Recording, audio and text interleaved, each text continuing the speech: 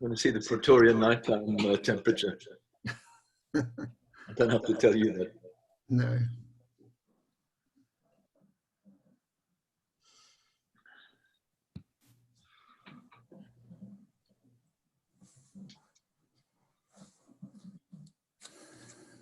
Hi there, everybody that's joining. We're just allowing some colleagues to join the meeting. We'll be with you in a few seconds. Harry, just one thing I see, the screen is a little bit blurred. Maybe it's on my side. No, it is. Yeah, it will be fixed when the timer is over. Then I'll share the. Oh, okay. Okay, then it becomes live. Yeah. Cool. Ivandra, you asked, is it possible when you open just to ask people also just to switch their microphones off during the presentations? Okay, I think Harry will do that. Control of that. Okay, all right. Harry should have control of that. Yeah. Okay. So Harry will mute everybody's mics. Okay, Yeah. shoot. Yeah. It's not the speakers, I hope. No.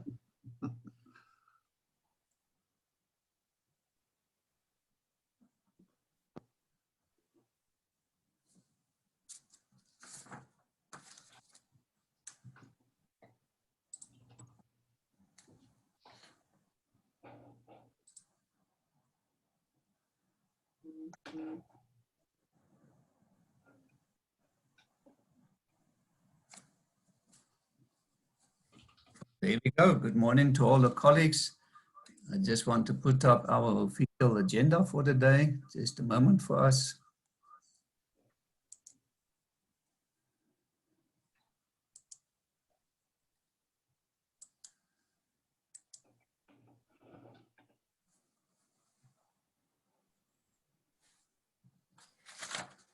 Good. Well, a lot of colleagues are still joining in. I just want to do a little bit orientation before I hand over to our program director. My name is Harry. Just those of you maybe not comfortable with Zoom yet, you will see that at the bottom of your screen, there's a participants box where you can select the participants box and you will be able to see other participants. And you could also, rename yourself. So you can mouse over your own name and you can rename yourself. Maybe your device name is showing not your name, so maybe you can rename yourself. Then you can see who's on the call. You might rename yourself, your name and your company number, your company name if you want to. You'll also see at the bottom of the screen, there's a chat room that you can select. And the chat room is great then to make use to greet each other, but also to make use to post your questions to the panelists. The program director will give us opportunity to, to do questions and answers, and the focus will be very much on the chat room for the questions being asked to the panelists. Take note, this meeting is being recorded and it will be made available afterwards according to the South African Road Federation's what they want to do about that. They will still communicate with you. It's a good idea to put your phone on silent. I know the moment you want to talk or so, then the phone will ring. In case of emergency, please keep an eye on your email inbox. Then we will communicate with you, should something go wrong. Then we'll send you a new link to join the meeting again, should something go wrong. And then also, you can see in the participants box, there's a raise hands function. So you can use that to raise your hand should you've got some urgent burning question. Maybe the program director during the questions and answers will address your question. But as I said, the focus will be very much on the chat room. Yeah, so that's enough from my side. So I would like to hand you over to our program director, Ivandra. Thank you, Ivandra. Thank you, Harry, and good morning to you all, and welcome. Thank you for joining us on this webinar, which is about the safe system approach. We are looking forward for all the discussions. We are very excited. My name is Ivandra Udoyen. I'm from Coleco Solutions. I serve on the SARF Road Safety Committee, and today I'm the host for the session. Welcome. Well, as you can all imagine, this would have been a physical event where we could meet each other and expand our network, but the current dispensation does not allow us to do that. So this is the best way we found to continue with our technical discussions and training. As I said, the theme for today is a safe system approach. I know that most of you are familiar with the topic, the principles and the vision. Some of you even in other parts of the world have started to implement this vision with great success. But in our context in South Africa, I can say that we are slowly moving in the right direction. The alarming road fatality figures that we see in South Africa has led us to adopt the safe system approach as a fundamental concept of the National Road Safety Strategy, the 2016 to 2030, in which, just to remind you, the vision is that we achieve a 50% reduction in the fatalities by 2030. So I can say that we have begun with certain initiatives to make sure that we attain that goal. For instance, there is a forum being created, which is the Road Safety Engineering Forum, and is due to be launched soon. The idea is that that forum is driven by the industry, and by that I mean suppliers, engineers, and road safety practitioners. And it should serve as a formal platform for all the players to engage and discuss road safety issues that are relevant. And in fact, I must say that today we are here under the banner of the Road Safety Engineering Forum. And we hope that this discussion will be the first of many interactions, and that we've strengthened our common goal, which is to achieve a transport system that is improved in terms of safety performance. So we know that the international best practice, or from the international best practices, that it is possible to achieve the goal of decreasing the number of fatalities on our roads by 50%. And just, you know, it's an attainable goal, okay? And we have about 10 years to go, not much time, but we should be doing something soon. But the question is, how do we achieve that? We all understand what the principle entails. Do we all understand the principles of the safe system approach? Where do we start from? Where do we begin to implement some of these strategies? At what point? Do we have sufficient tools for us to allow us to start? And we also obviously would benefit from some tips from international experience. So these are some of the questions that we hope to address today and in this webinar.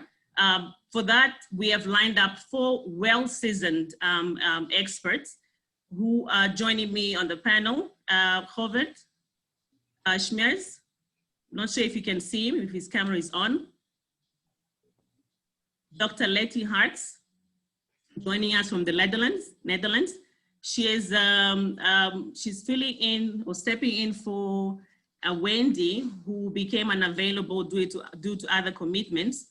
And then we have Steve Statcliffe and Dr. Marianne van der Skion joining us from Cape Town.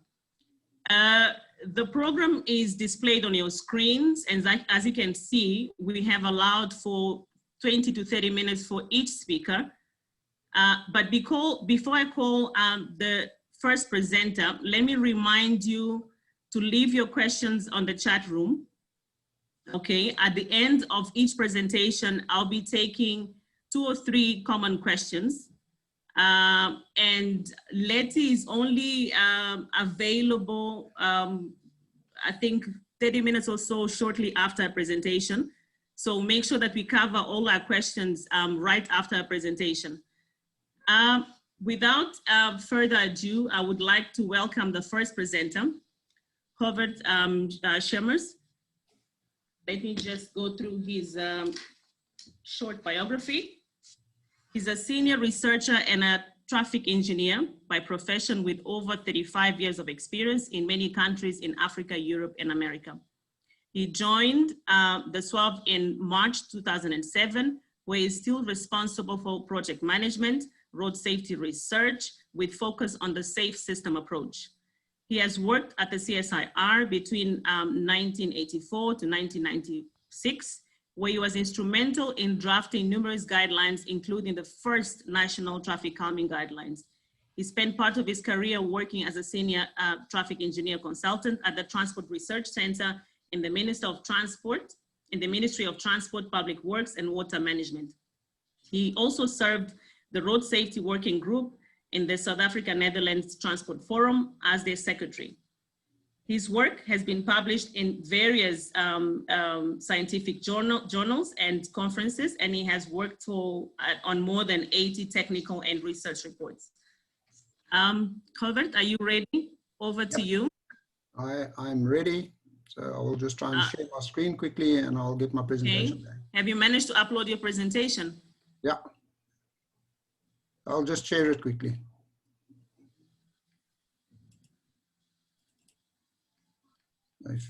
If all is correct, everyone can see the screen? Yes, we can see. All right. Yes, presentation mode. Yeah, I have. There we go. Okay. Evandra, if you're handing over, then I will kick off. Please do. Thank you. Thank you, Evandra. Morning, ladies and gentlemen, and thanks for allowing myself and Letty the opportunity to talk to you guys about the safe systems approach.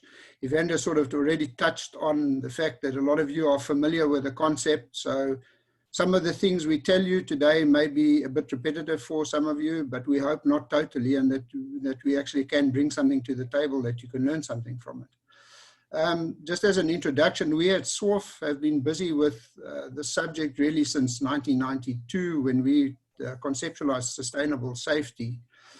Although then at that stage we weren't really talking about it as safe systems, but it has sort of evolved since that time to what we today know as safe systems.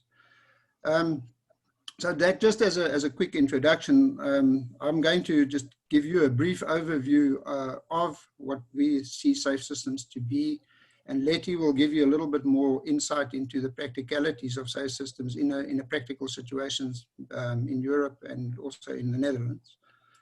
In my presentation, I'm going to introduce you to safe systems, where it comes from and why, what drives it, what's the theory behind it, what you need to do to incorporate it. And I'll also briefly touch on the road safety management system before I close the presentation. I'm going to go pretty quick because we have limited time, and unfortunately with this subject we could talk for hours and hours and hours, but we haven't got the luxury to do that. So if it's too short, at the end of today you will get our contact details. So if you have any questions or you need some more information, please do contact us and we'll see if we can help you along. So okay, let's kick off. The whole safe systems approach really, managing road safety has been with us for quite a long time, and we've actually gone through an evolution as far as the road safety management goes, and starting with driver interventions in the early 50s and 60s, and you can see that on the bottom graph.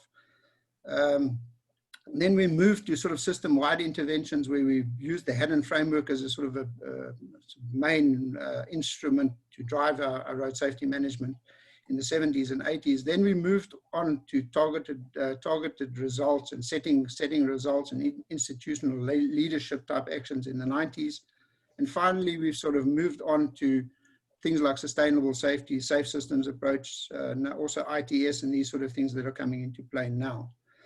It's particularly relevant that at the beginning of the whole road safety initiative, we were very much focused on crash reduction. In other words, looking at historic data and trying to see where crashes occurred and then dealing with the problem. That approach has been very, very successful, and we now commonly in Holland, we refer to it as picking the low-hanging fruit, because that's where a lot of benefits can be had. The approach, I mean, although that safe systems is up and coming and has been around for a little while already since the turn of the century, the traditional approach, the data-driven approach, is still followed by most countries. It uses, as I said, historic crash data to analyze and identify high crash numbers and locations, and tries to identify negative trends. And these data help identify high-risk areas and show where certain factors lead to more crashes. We also try and understand these risk differences by looking at things like mobility and mortality and injury risks, etc. So we try and correct for all sorts of things to try and understand the data a bit better.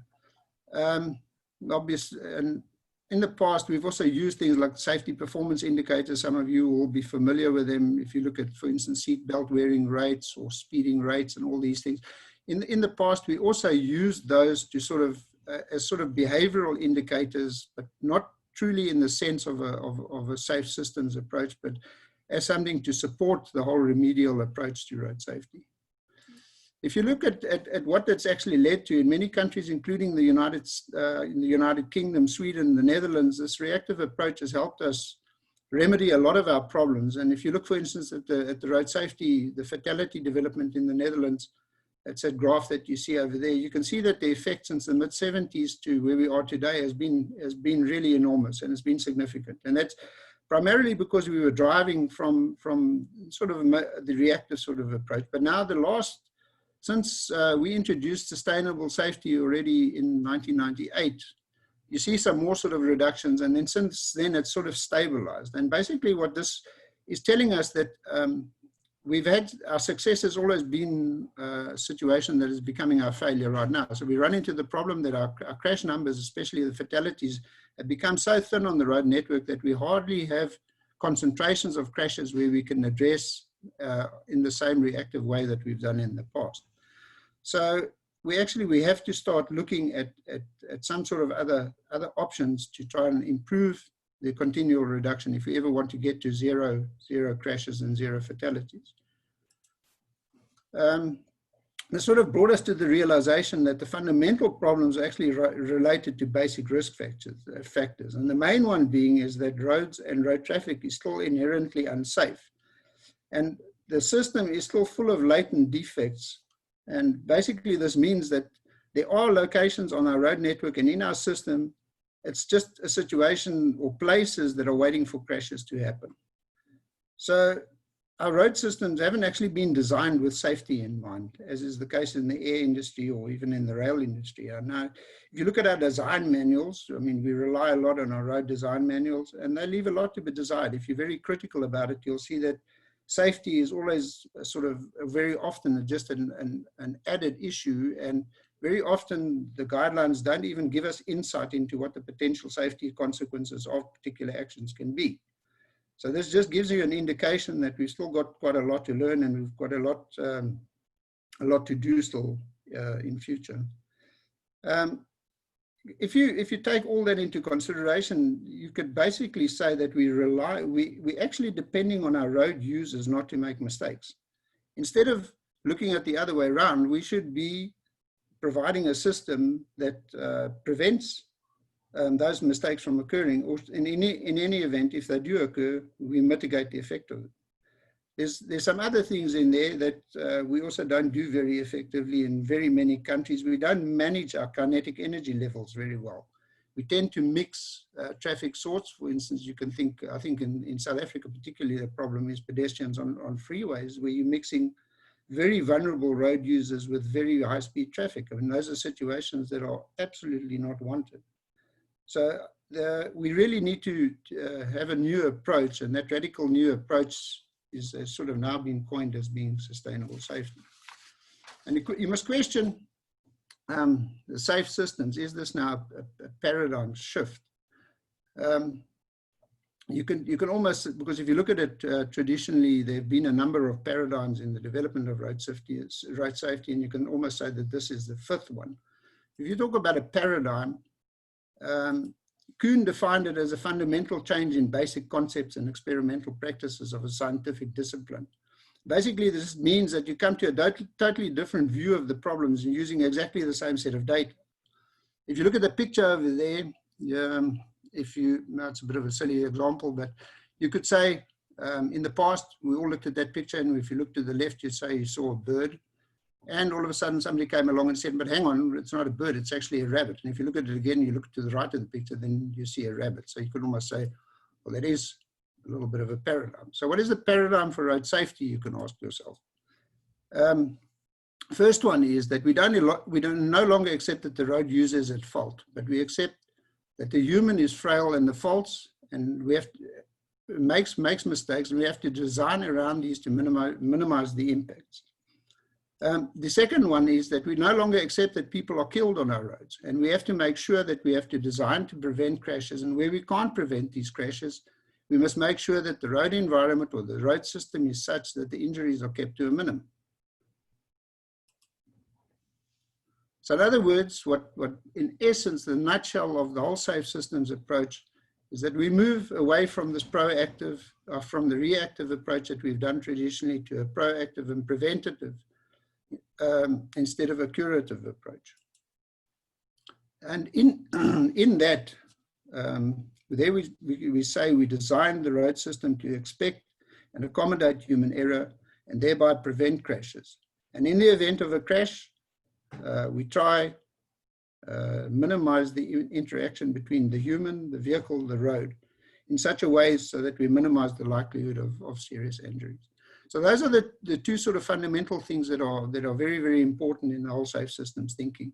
Firstly is that the human is central to everything, and you'll see that back in Letty's presentation as well. And the second is that it's about prevention, and where you can't prevent, it's about mitigation and trying to minimize these serious injury effects. You can demonstrate this using the Swiss cheese model. I'm sure most of you know this one. It's a model that was developed by James Reason, where you basically have a Swiss cheese that's been cut into slices, where the slices are barriers in the system, and the little holes in each barrier are the weaknesses in the barrier. And what this demonstrates, you must think of something like road safety audits as a good analogy.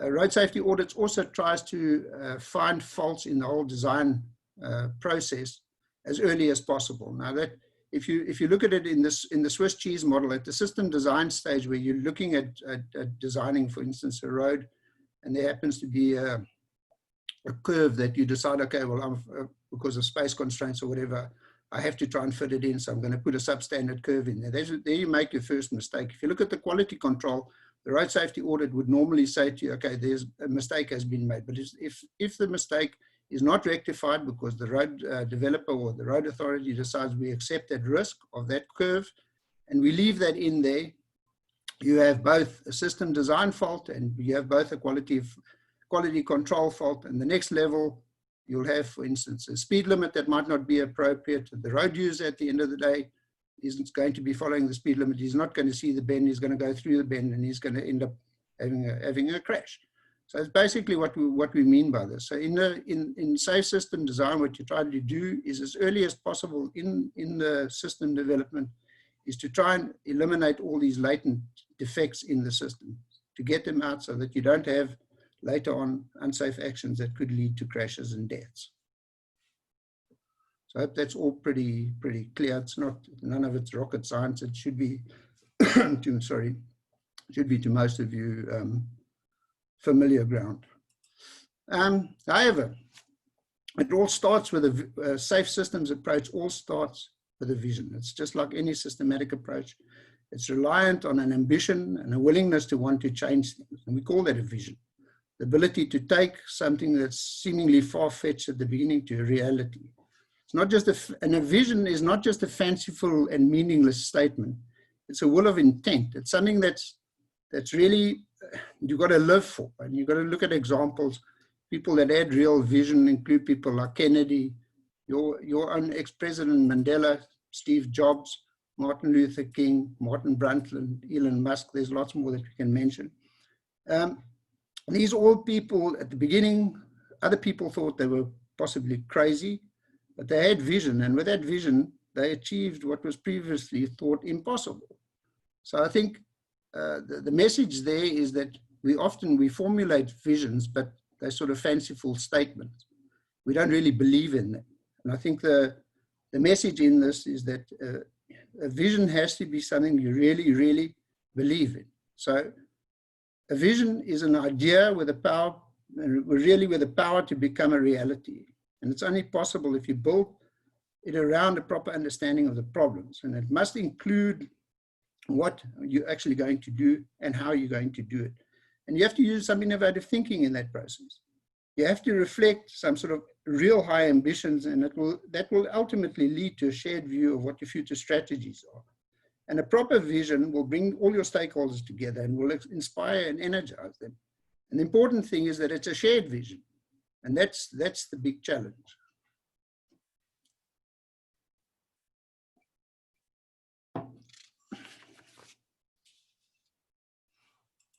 The other thing that I can't probably emphasize enough is this whole situation relating to the political will and the political environment. It's probably more important that we create a positive and supportive political environment that backs our vision than anything else. Road safety has to become a government priority, and without it, I mean, you are doomed to fail. If government does not sign the high level of priority it deserves, it will also remain at the bottom of the pile and you'll carry on having problems. So we have to ensure that we have to get all our stakeholders together to work towards that common vision. We have to keep not only the government, but also the stakeholders on board, and it's essential that there's public awareness and community pressure all the way through. And the media has to be in on it. The media has got to be keep on sensitizing people to the scale of the problem. And we as the professionals, we've got to sell the economic and political feasibility, and we've got to advocate the road success stories. It's up to us to convince the government of the necessity to give road safety the priority it deserves. If we don't do that and we don't get the political support, the funding and everything else that's essential for road safety will not follow. So this is something that I can't elaborate on enough. I think it's in countries that have shown success, you've seen that the government and the political will has been there to do something about the problem. The third aspect that I think is also very fundamental is that everything is accountable and transparent. We need to set performance goals for all the sectors that are involved in road safety management, and those goals really have to be aimed at service delivery. We need to monitor and we need to evaluate and justify the effort that we actually put in, and we have to justify the expenditures that we put into to address the situations that we're dealing with. It's no longer just a case of setting goals and not achieving them, because that's typically what happens in many countries. We set ourselves all sorts of unrealistic targets. We generally don't reach them, we adjust them, and we carry on. But with Safe Systems approach, it's not just a case of setting those goals, but if we fail, it must also have consequences. So I think that's quite important. And that's also a bit of a fundamental shift in thinking as well. So now you can ask, gee, you know, what's this Mad Dutchman talking about all these funny things? At the end of the day, what are we actually talking about? What drives success? Now, I just want you to look at these pictures and just reflect on it and just try and think, what could this possibly be? What is this? What are these pictures telling me?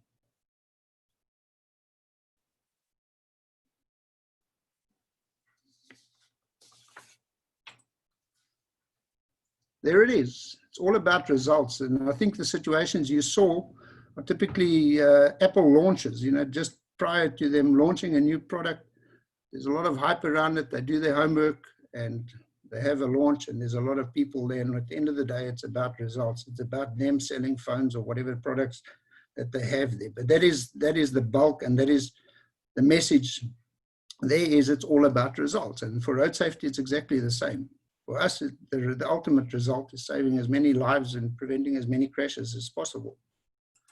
And you ask for that, in that process, we've adopted, and this model is probably familiar to most of you. I'm not sure whether it's in your strategy, but it's the Bliss and Breen model on the left, and the one on the right is the model that was used in Sunflower and that's adopted in New Zealand. And this model, especially the model on the left, the World Bank model that was developed by Bliss and Breen, it basically uses or outlines the institutional management functions, which are very results focused.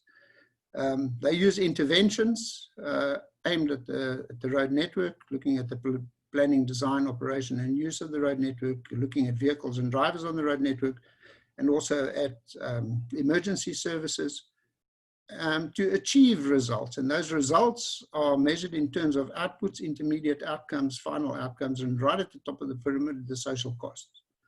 If you look at the model on the right, they also introduce a layer called structure and culture, which sort of looks at the policy context, which is also important. What I've just been talking about, the sort of political will, you also have to look at that as part of the results management system. But in essence, what it comes down to is that the institutional management functions at the bottom of that pyramid are very much aimed at achieving significant improvements at the very top of the pyramid through the intervention layer. So I hope that that is clear to you. I will try and touch on that a little bit more when you get on in the presentation. But that sort of lays down the sort of the model that we have in safe systems today. So we talk about the results in this context. What are we talking about? Obviously, the societal or the social costs. We're talking there, the costs, and that's at the top of that pyramid, the costs due to loss of life and quality of life, the loss of output, medical costs, legal costs, vehicle damage costs, etc., etc. The final outcomes there, we're talking about the number of deaths, the injuries, and the crashes. The intermediate outcomes, we're talking about things like seatbelt wearing rates, alcohol drinking rates, speeding rates, the condition of our road system, etc. And we're talking of outputs. And outputs are related to, for instance, things like the number of tickets issued or the number of kilometers of safe roads that we've built. You could say the number of vehicles that we've managed to get roadworthy, all sorts of things that relate to that, the effort we actually put in to achieve some sort of a shift. So you say, okay, our results now are measured by indicators. So why should we have these indicators? I mean, what I did mention is that if you look at particularly the safety performance indicators, you can see them as a sort of the measure to see how healthy your road system is. If you look at, for instance, drink driving rates or speeding rates or all these sort of things, these are all indicators that you would use to see how healthy is your road system. So that's the way we actually see these indicators. They're almost the thermometers of the health of the system. And you need them so that you can measure the relative performance. For instance, you can be comparing the performance of cities within or provinces within a country, or you can be comparing between countries. You can be looking at different aspects within the traffic system. And the point of those is that you try and draw attention to particular issues. And you try, same as what you did with the reactive things, you try and identify trends, you try and predict problems. And you're looking at the impact of your policy measures, because obviously, ultimately, your policy is directed at addressing something where you're experiencing some sort of a problem and you want to be able to measure it. So you set yourself targets. And I think that setting targets and priorities, it's not just about setting targets for deaths and setting targets for serious injuries. No, it's also about setting targets for all these other aspects. So I think that's also a bit of a change in the thinking. So for instance, that what you have in Sweden, and they actively monitor this, they have a safety performance indicator measure that they track all their the safety performance indicators, and they report on the progress on those. So for instance, the drink driving rates, they'll set themselves a goal that we don't want more than X% of our population to be drink driving, and that they actively go after. And if they don't achieve those targets, there's consequences. There's an accountability process there that they actually look at these. So that's the last point on this sheet, is that we also try and evaluate progress towards those targets. So that these are sort of fundamental things. And you can ask yourself, so why should I have this? If you want to answer certain questions, and I've just chucked a couple onto this sheet, if you ask yourself some sort of questions and you want answers, like which effects to expect, what costs are involved, how do we perform or compared with somebody else, what can we learn from whatever actions we've done, which conclusions can I draw, which priorities must I set, where must I find information that's relevant for my country, or which measures must I take? all these things you can only answer if you have some sort of good data and some sort of indicators with which to be able to answer them. And I hope that's all pretty clear. I'm now going to quickly move over to the road safety management model. And I'm particularly just going to focus on the institutional management functions of this model. A couple of, or some of you may be familiar with the whole idea of what we call the road safety management capacity reviews. And also you may be familiar with the term lead agency, which is a buzzword that's been going around in the road safety sector now for a number of years. I think what's very important of this model, and why I'm touching on particularly these 6 management functions, is that the idea seems to live in many countries, and I've worked quite a bit through Africa now. The idea seems to live with some of these countries that once you've established this thing called a lead agency, that this is going to be the be all and end all. It's going to solve all the problems, and this lead agency can, in effect, just quickly reverse the road safety carnage and end up with some sort of significant result. The sad part of it is generally what happens is that these lead agencies have not been empowered, nor have they been given the responsibility to perform all of these management functions. I think what's the most important is that you could have these management functions resorting in one organization, or you could decide to spread them across 6 organizations if you would so want. What's important is that all these functions are directed at the management of road safety, and that they are performed by somebody and coordinated by somebody. I think that is the message I want to give here. It is pointless having a lead agency that is not empowered to do all these things, or that at least has a finger in the pie in all these things. If they, for instance, have no say over legislation, or they have no say over the funding, the chances that they're going to succeed are nil. So I think that's an important message I want to give. If we look at coordination, this is probably one of the most important functions of such a lead agency. It relates to the organization of structures dealing with road safety across government, both vertically and horizontally. What I mean by that is within central government, as well as between, for instance, central and local and regional governments, that there's coordinations throughout those layers. Also between government and other stakeholders, then you must think of even the NGOs, etc. There has to be coordinating structures between those as well. And then there must be structures that facilitate the political relation. This function is important and aligns the vision and strategy by making sure that implementation is coordinated. So I think it's quite a fundamental one.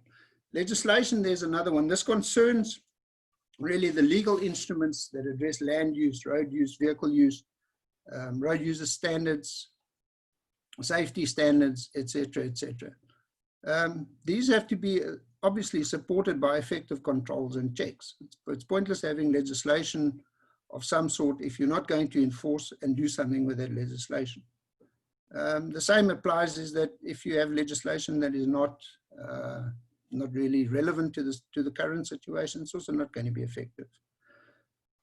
So it requires a lot of legislative and technical skill, and it's focused really on relevance and practicality.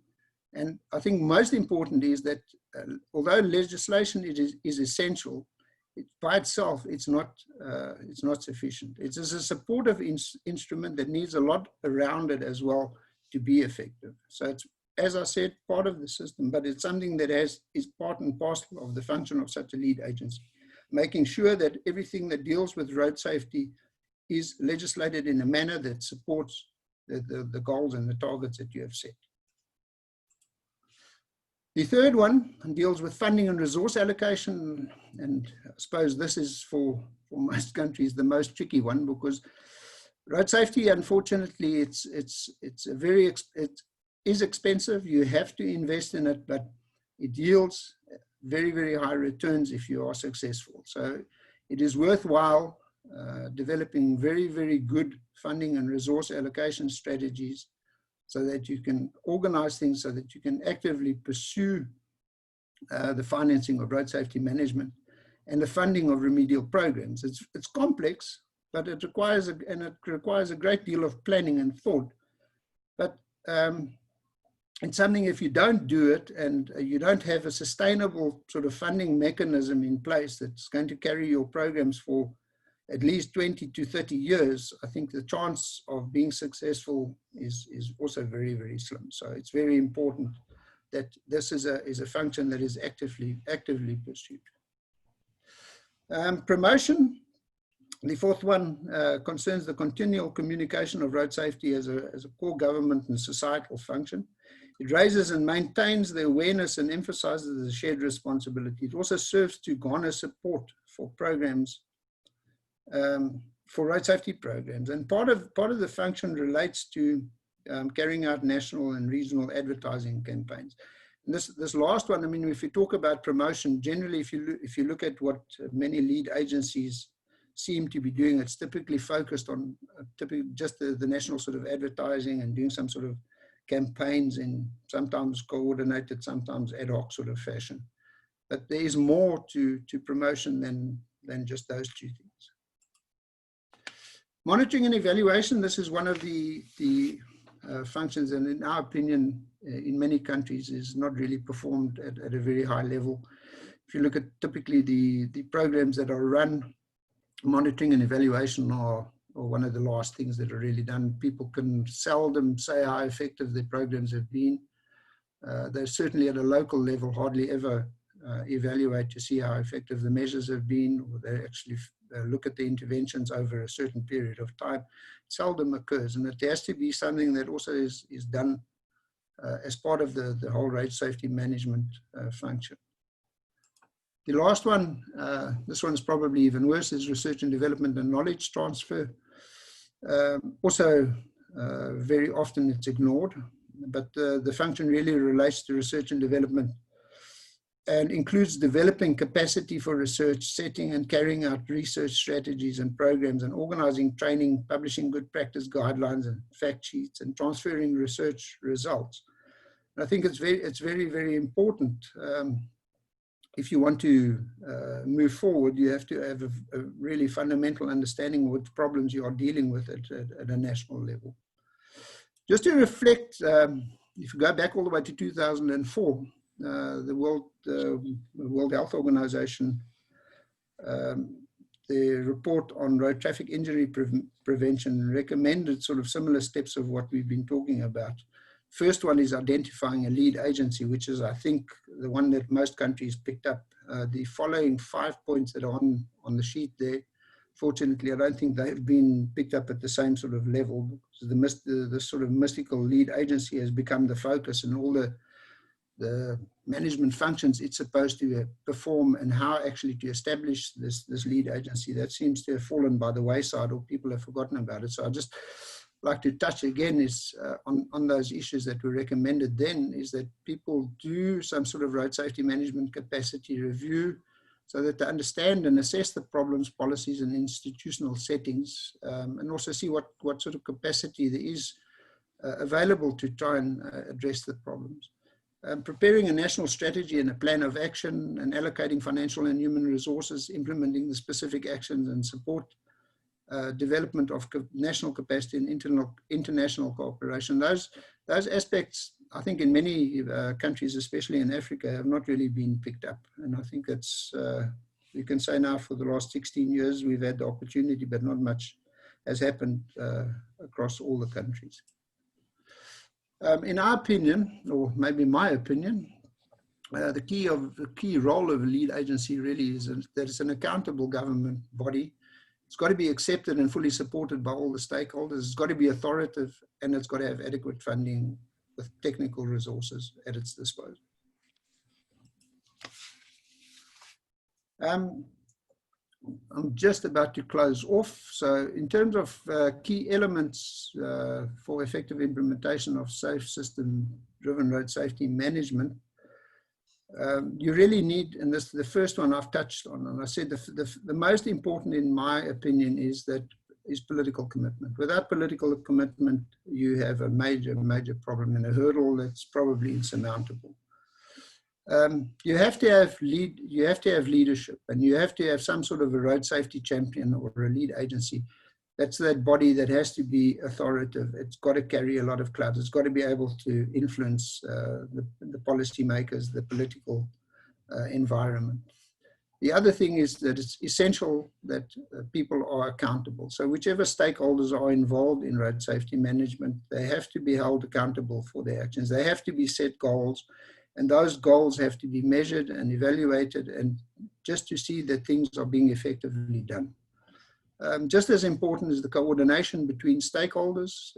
If there's no real well-coordinated structures, it's also going to be very, very difficult to organize any sort of integrated action. Conscious and effective road safety planning. I mean, this is something that probably all of us have dealt with at some sort of stage, but I can't emphasize the importance of that enough.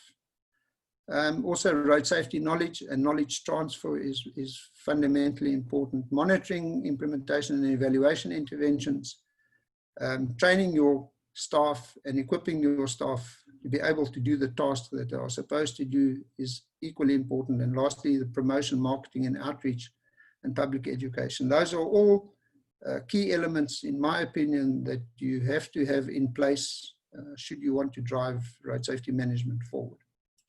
So just to conclude, I think the primary one is that a paradigm shift, and this will come in Letty's presentation as well, a paradigm shift is possible. We have to put the human characteristic at the center. So in other words, as part of our whole safe systems approach, the human has to be central to the whole thing. We cannot negotiate the physical laws. I mean, they are what they are, and we have to deal with human errors, and we have to accept it. We cannot carry on believing that we can drum it out of people or change people to the extent that they're going to stop making mistakes. Mistakes will carry on being made, and we have to make sure that our system is designed in such a way that we can prevent it from leading to serious consequences.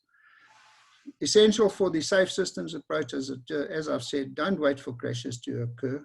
Try and prevent them as early on in the design process as possible, as early on in your whole systems approach as possible. Carry on looking at your risk factors, and you've got to look at measures, implementing mixtures of effective measures. The rest of the world has learned, and there's a lot to pick up from the rest of the world that you can implement and use. And lastly, and just as important, is make sure that you evaluate, you learn, and you improve from those things that you have learned. I thank you. Thank you, Robert. Very insightful presentation. Let me just make sure that my mic is on.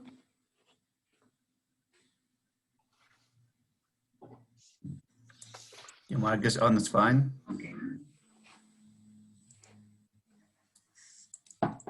Can you, okay, my mic is on now. Thank you, Robert. I've been keeping an eye on the chat room, and something interesting is coming to my mind. The very important or fundamental issue of the safe system approach is coming up, which is shifting of blames.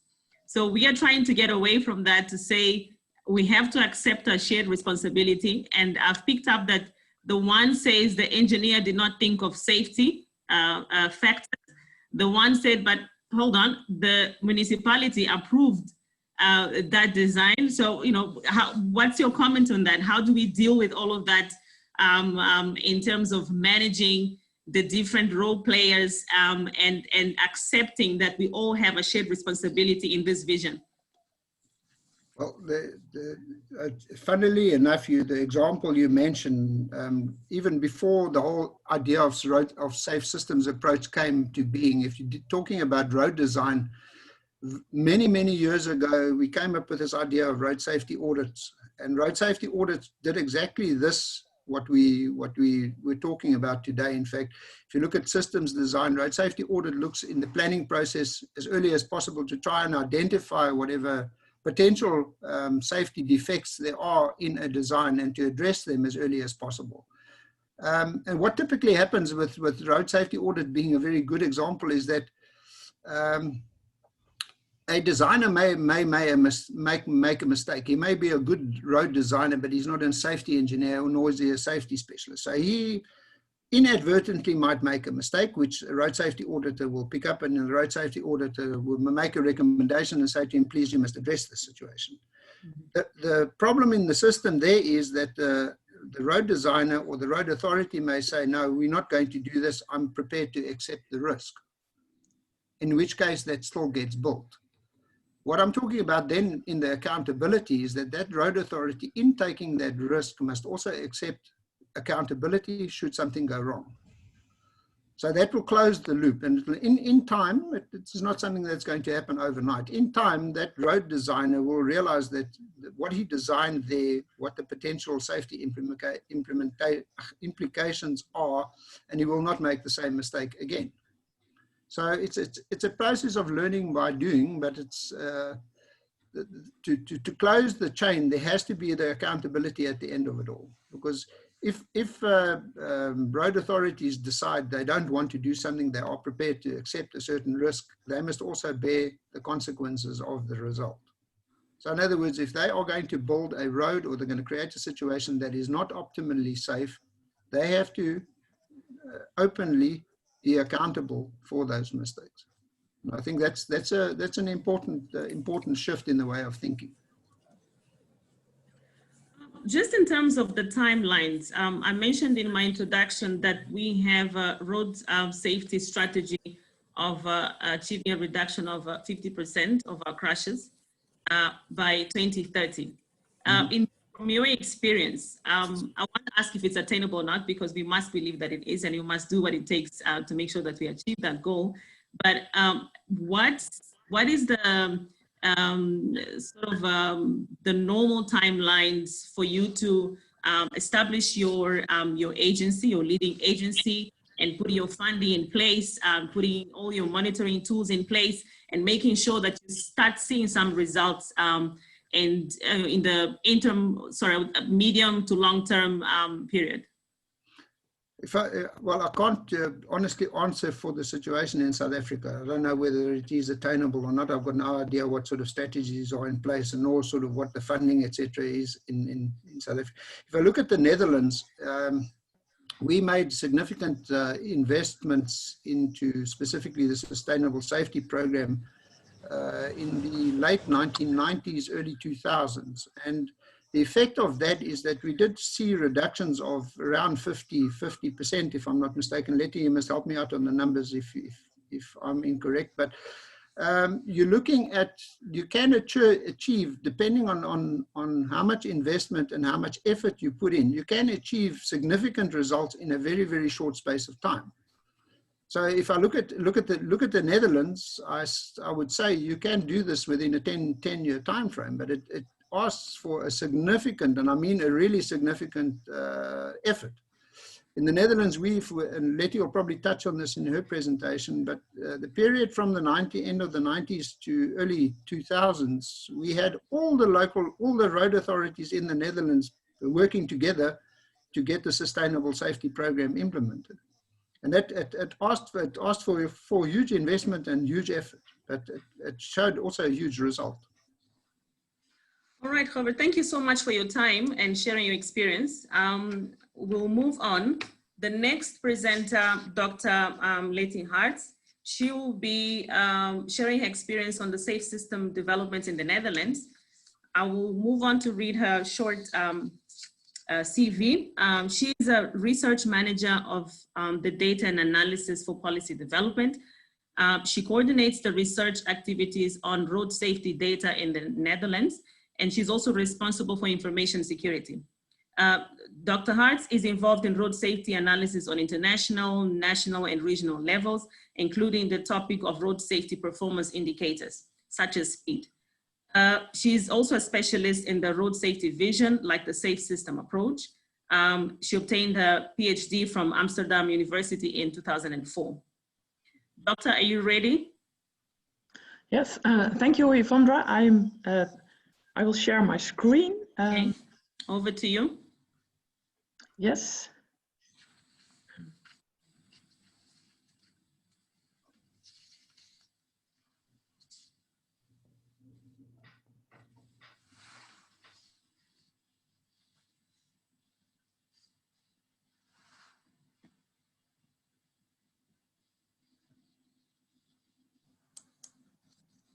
We can see. Yes, okay. You can all see it, okay. Yeah. Good morning. Good morning, everybody. So it's my pleasure to tell something more about the safe system experiences we had in the Netherlands. So I hope you can hear me during the presentation, because I got some messages of my internet connection that it might be a bit unstable. So if this is the case, please make a note to me, and maybe I shift off my video. But I hope it will go well. Okay.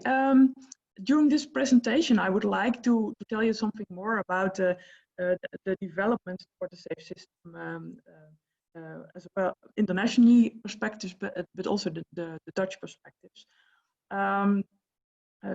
Govert already told a lot of things about safe system approaches in general. I will go a bit more into details about understanding the causes of road crashes, which is very important. What I will tell about the safe system approach in the Netherlands, it's called sustainable safety. Somewhat more about the vision, especially the principles that we have in our vision, and how we implemented it during the 90s and the start of this century, and the lessons that we learned from that. And maybe, yeah, it's interesting, I think, for other countries as well. Of course, you have to translate what we learned, but yeah, I think it's very interesting.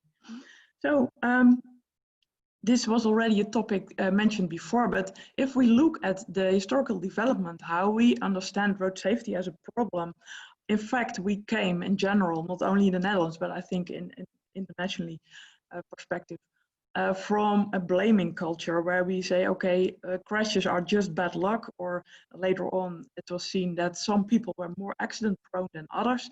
But the insight came later on that it was more about more elements were involved as a cause of road crashes. And risks were not only related to the driver or the road user, and not only a single crash cause, but also multiple crash causes added to the fact that crashes happened, like how the road design was, or the vehicle. But still, the insight came from crash investigation that the driver was the most important key element in the occurrence of crashes. In the mid-80s, the insight came that, okay, it was not only about the driver, it was somewhat more complicated, and that was actually the start of the more integral vision, safe system vision, where it was said, okay, the driver is at the key of is a key element in road crashes, but the main reason why drivers crash is that there are a lot of failures also in the system which make them crash.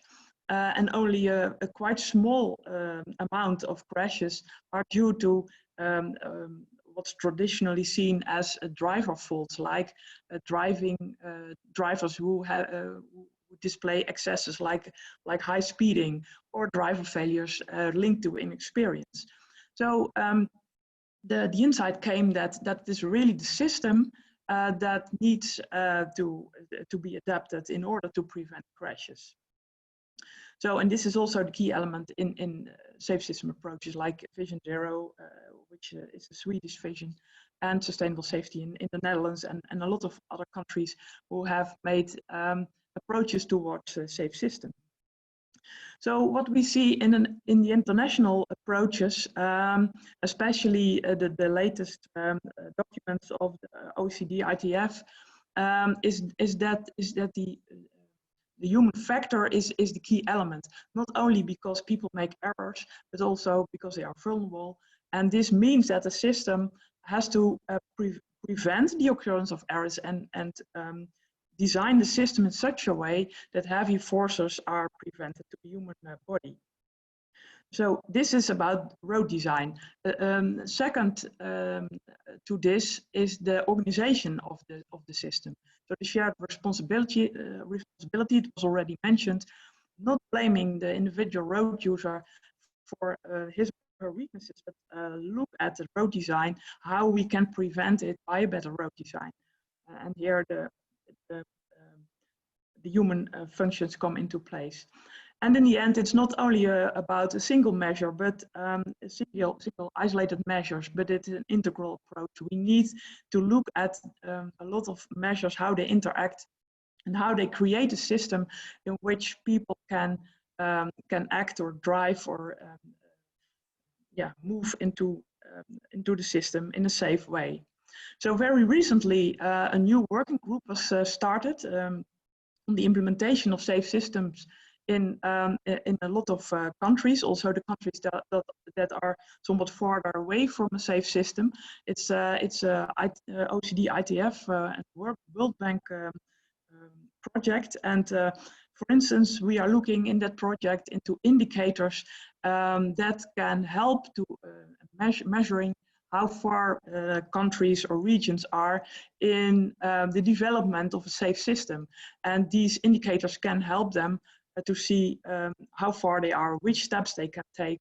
And it can also be key elements for a pilot. So this is really work in progress, which I think is very interesting also for you to know and to take part of. So a few years ago, we looked at other countries and regions and cities who were busy with safe system developments. A lot of them call it Vision Zero, like the Swedish vision. And we saw that, okay, safe system and Vision Zero as a term were very popular and increasingly popular, spreading over the world. But we also have to be a bit critical about this, because a lot of regions are advocating Vision Zero, like which is mainly a moral aim, and this is really an important starting point. It was also the starting point of, for instance, the Swedish Vision Zero. But then just having a moral aim is not the same as going for a safe system, because then you also need to have good measures and a real system approach which deals with most important problems in your road system. And this is something that we see is often missing in road safety plans. So they have the moral aim of not accepting road crashes, especially the serious road crashes, but then the link towards plans and a system approach that really makes a difference in the system as it is often missing. So this is, I think, an important lesson that we can learn. And maybe the international project that I mentioned just before can give some help in that for countries and regions to really approach towards a safe system from this moral aim. So what is a safe system? So maybe to add a bit symbolic from an example. So you have, of course, the idea that you want to reach crashes, but let's say that we have another goal. So let's take a piece of wood that we want to chop. So we can do this in the traditional way by taking an axe and splitting the wood. But of course, there are a lot of risks in doing this. You can hurt your legs, the axe can come into your body, and this is not really what we want. So a safe system approach to this problem or this aim we have could be to design a system where you can still chop the wood block, but in a much more safe way. So I think this is an example from a very different perspective, but it's an example how you can design things in another way and get the same results without having the same risks and the same injuries. So let's talk a bit more about sustainable safety vision in the Netherlands. it's all about the safety by design principle. And the core element in this is that you make the road safety as little dependent as possible of individual choices. So this is about mainly about the road user. He can turn left, he can turn right, he can speed up. But if you design the system in a safe way, you can lead him into safer choices. There are a number of elements in this, and they are going from very general into a much more detailed, and in the end we have the measures on the street. So we start with the human dimension, as Robert also mentioned in his presentation. The human dimension is very important and is key element. Of course, then you have to look at the traffic system and how this deals with the human element. As a third layer, we have our safety principles. I think the Dutch vision is very famous for this, because we have our own safety principles, and they are also underpinned. And we have a lot of explanation also on those principles. And I think that's quite unique for the Dutch vision. But that's all on paper. And you don't reduce crashes only with nice ideas and pieces of paper. So you really have to implement these ideas into practice. So what we also needed was guidelines, and we have a lot of them. And in the end, also measures that were taken. And in the Netherlands, we did this. So I will come on that later. So what we saw, the human dimension is very important. So people are vulnerable, fallible, and tempted to do, not always to do the right things on the road. They speed up, for instance, drink drive. And the system can be designed in such a way that people are tempted to behave themselves somewhat safer. But it's not only about the human on the road. We are also the humans who design the systems, and in that we also make errors. I think Robert also mentioned it. So also there we need to address the human dimension. Where do we make errors, and what can we do about it? How can we prevent it? So the aims of a sustainable safe system is the prevention of serious crashes, but this is not always possible. And there we go for the reduction of the probability of severe injury. For instance, by forgiving roadsides. Then you still have a crash, but then the outcome is not that severe that people really suffer. And this is all done by safety by design, as I told you before. Then we come on the second layer. So how the system deals with the human dimension. So in general, we have the 3 E's, the engineering, education, and enforcement. So the infrastructure is really what we normally see as the system, but it's a very important system element, a very important engineering element. So the infrastructure design fits to the human capabilities and limitations. So there are a lot of examples of how this can be done. I come back on that later. And also the vehicle supports this. So it provides physical protection, but also helps the driver doing his job in a more safe way. And we get more and more tools for that when time is going on. Then we come to the road user themselves. In some visions, like in the Swedish vision, they say, okay, it makes no sense to educate people. We say, okay, of course, people have to know something, and not only the road user, the system user, but also the system designer. So we think well-informed and trained people are important, and it is also important that the performance is being checked, but it's not the key element. So you cannot learn people not to make errors. Okay, you can learn them to make fewer errors, but to erase errors, you really need also the other system elements. So then we come on the principles of the Dutch vision. So these are the actual principles of our third edition of the vision, but I think especially the design principles are still very very general put in place. So the functionality, the biomechanics, and the psychologics are three principles that I will tell more about in the coming sheets. And we have two organization principles. And we really believe also because we have looked at backgrounds and road crash studies, that these principles are the key to a casualty-free road traffic system. And I think also with a bit of translation, you can use them in a lot of countries to get.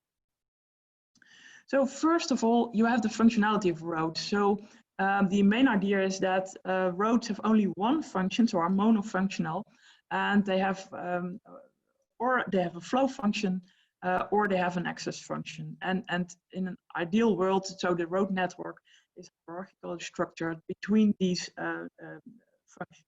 So what we have in the Netherlands are through roads which have a flow function, and we have the roads for an access function, exchange function. And in between, we have the distributor roads who have a combination of both, but only they have the flow function at road sections, and at junction intersections they have the access function. So still you have the monofunctional idea, but then on road sections. So and this works quite well because this is a very important starting point for your design, which comes in place in the second principle of biomechanics. Here it is key that where speeds are high, so where we have a flow function, that for instance speeds are limited, that speeds when speeds are high, that the direction and the mass and the size of vehicles fits the speed. And if we have an exchange function, that speeds are very low, especially while we deal with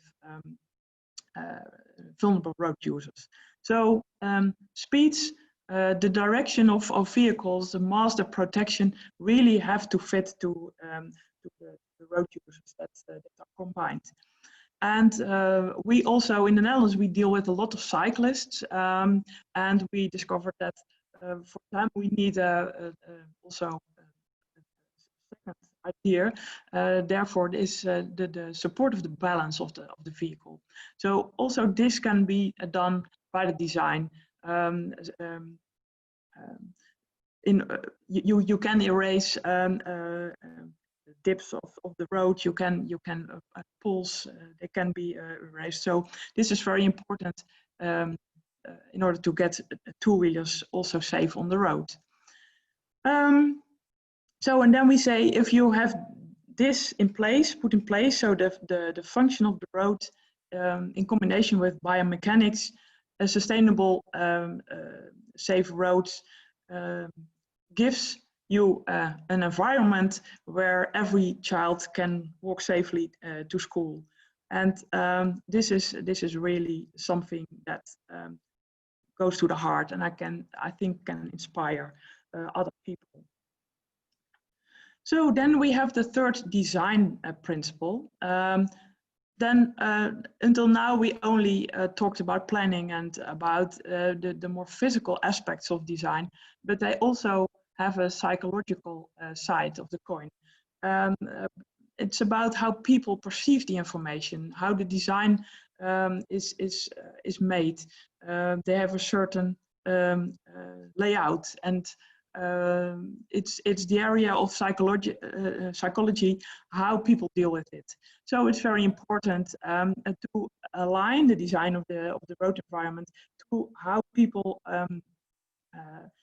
perceive information and what their competences are. And we think it's very, with a growing elderly population, it's very important that we especially look at the competences of elderly people in order to be safe for all, actually.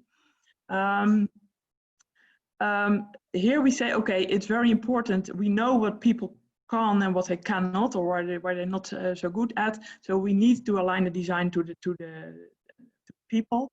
The other way around is also that people have a bit of capabilities and have to be fit to drive.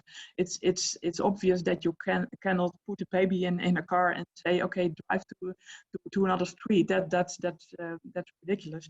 So we still need a bit of education and a bit of fitness from road users in order to be safe on the road. But it started with a safe design. So a design that's understandable. So far the design principles. Then we turn to the responsibility principle. It's also very important in the international visions on the safe system approach. And here it comes back. So I start with the last lines.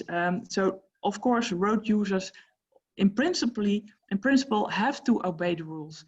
But we don't think that it's fair to punish them with severe injury for those things that they are not able to do. We can expect things from road users, but if we look at what we know from especially psychology, we know what people are not so good at.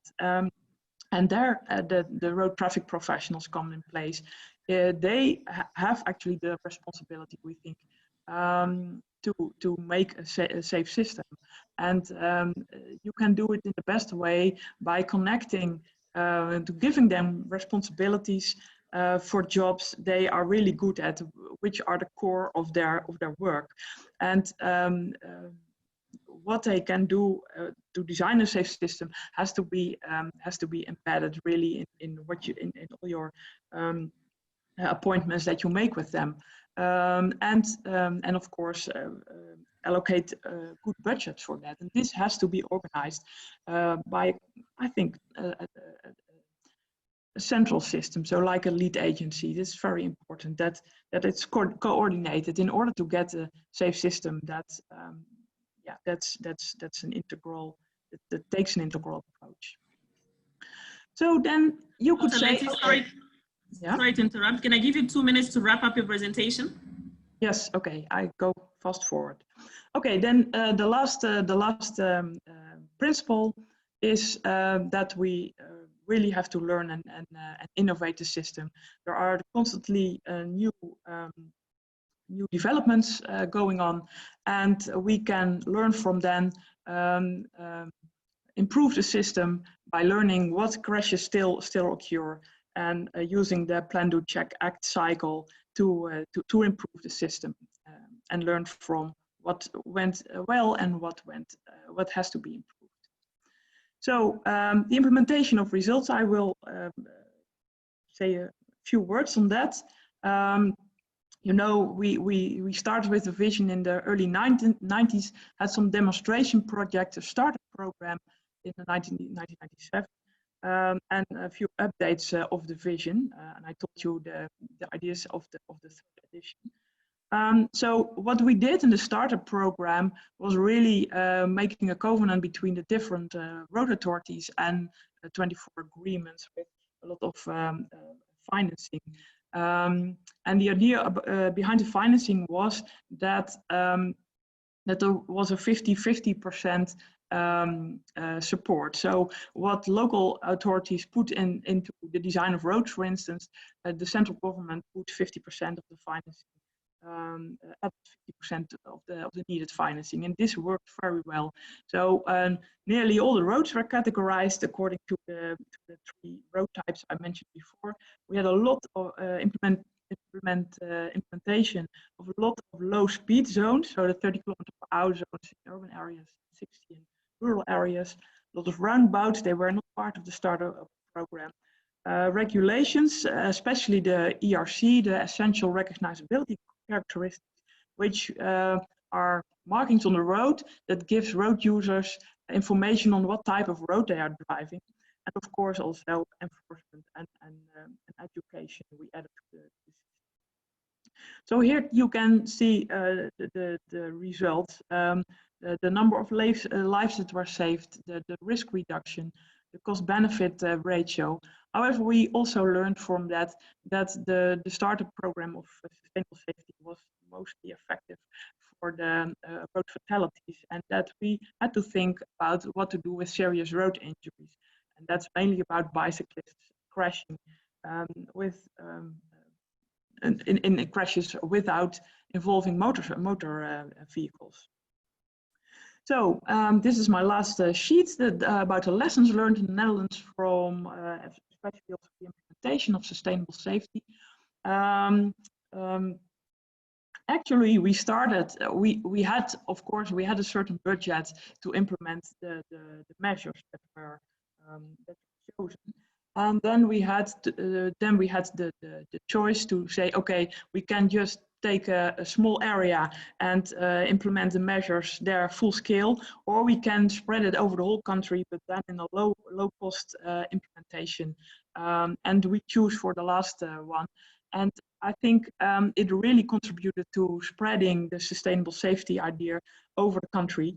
But still, we needed to put some effort in stating that this was just a phasing solution, because the final idea, the safe system, sometimes need more design elements put in place. And I think we made a good start in it, but still things can be improved. It was also very important, it turned out to be very important to start in the right order. So if you want to have a low speed zone, start with a good network structure and well-designed roads with a flow function, so the true roads. And then make roads safe and give them a credible speed limit. So besides the road design, this turned out also to be very important to pay attention to the communication of the public, that they know what's going on, and to all the elements of the road system, not only the design. And last but not least, evaluation of what you have done and what you can learn from it. Also, appropriate timing turned out to be important. So if you want, for instance, redesign your road, look at other things that you have to do on that road, and combine the activities in order that you can also combine budgets, for instance. That turned out also to be very important. And there you have also the idea of linking road safety also to other policy domains, and can see that you can see how things are interacting with each other and how you can get support from it, or where you have to deal with discussions and come to an integral approach where all the policy domains get most support from it. And so these are the lessons that we learned in the Netherlands until now. So we are going further also for a Vision Zero, and are working hard on an approach where we use safe system indicators, and we hope that we can make further steps. And this is certainly not low-hanging fruit, but we hope to share our progress in the future as well. So thank you very much. Thank you, Dr. Letty. Thank you for your time, for availing yourself to step in for Wending. Thank you so much. Seeing that we only have you for a little while, you have limited time with us, I will invite some questions from the audience. If you could please put up your virtual hand, and then I will call on two of the participants to come and direct your question, to Dr. Letty. I can't see any hands up.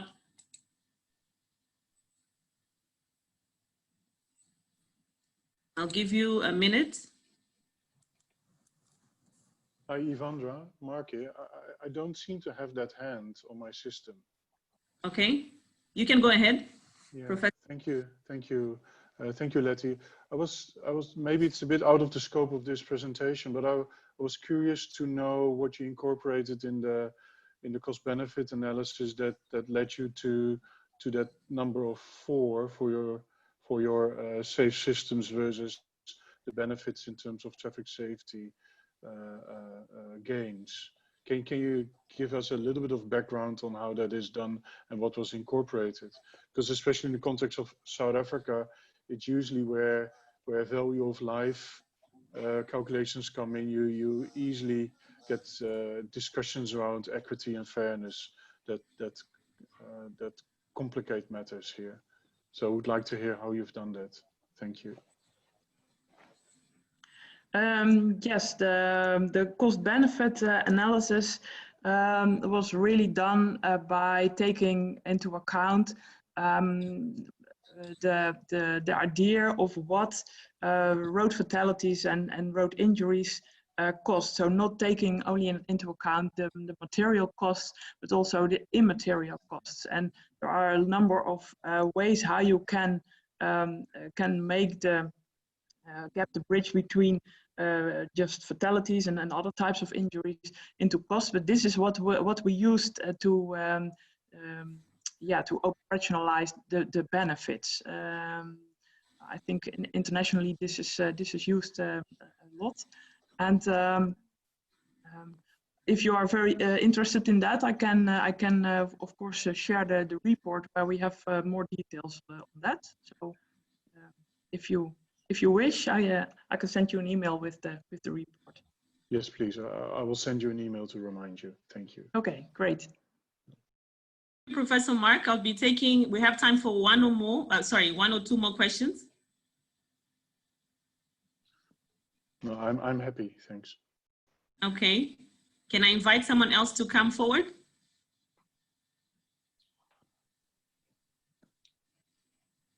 I see a lot of good questions on the chat room. There's Rick Mullard and Marianne van der Skuren's got hands up.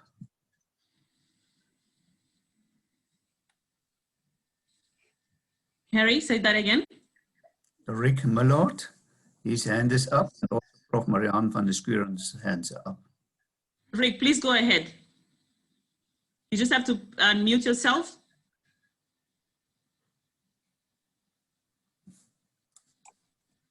Good morning, Dr. Letty. In the experience that we have in KwaZulu-Natal around Durban, we have a lot of urbanization taking place.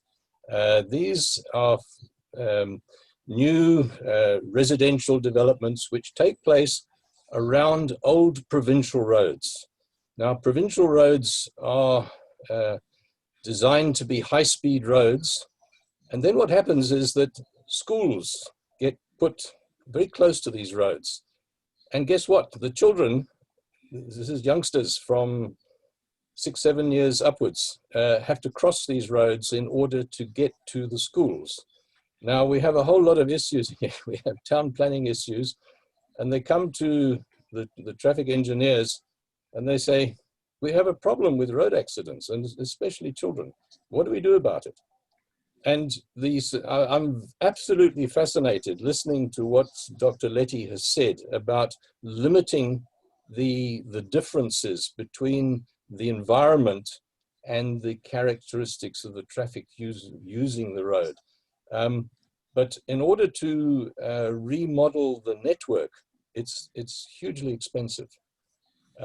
So we need to listen to what you've said, and we need to go back to the town planners and the education department that locate the schools, and to minimize those conflicts, those traffic conflicts, which cause these terrible pedestrian crashes. But I was very, very interested in what you had to say, and I will certainly pass on what I've learned this morning. Thank you.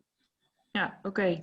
Yeah, that sounds like a very complicated situation indeed. So ideally, it would be the case that that in your planning, the schools would not have placed close to the provincial road, so the high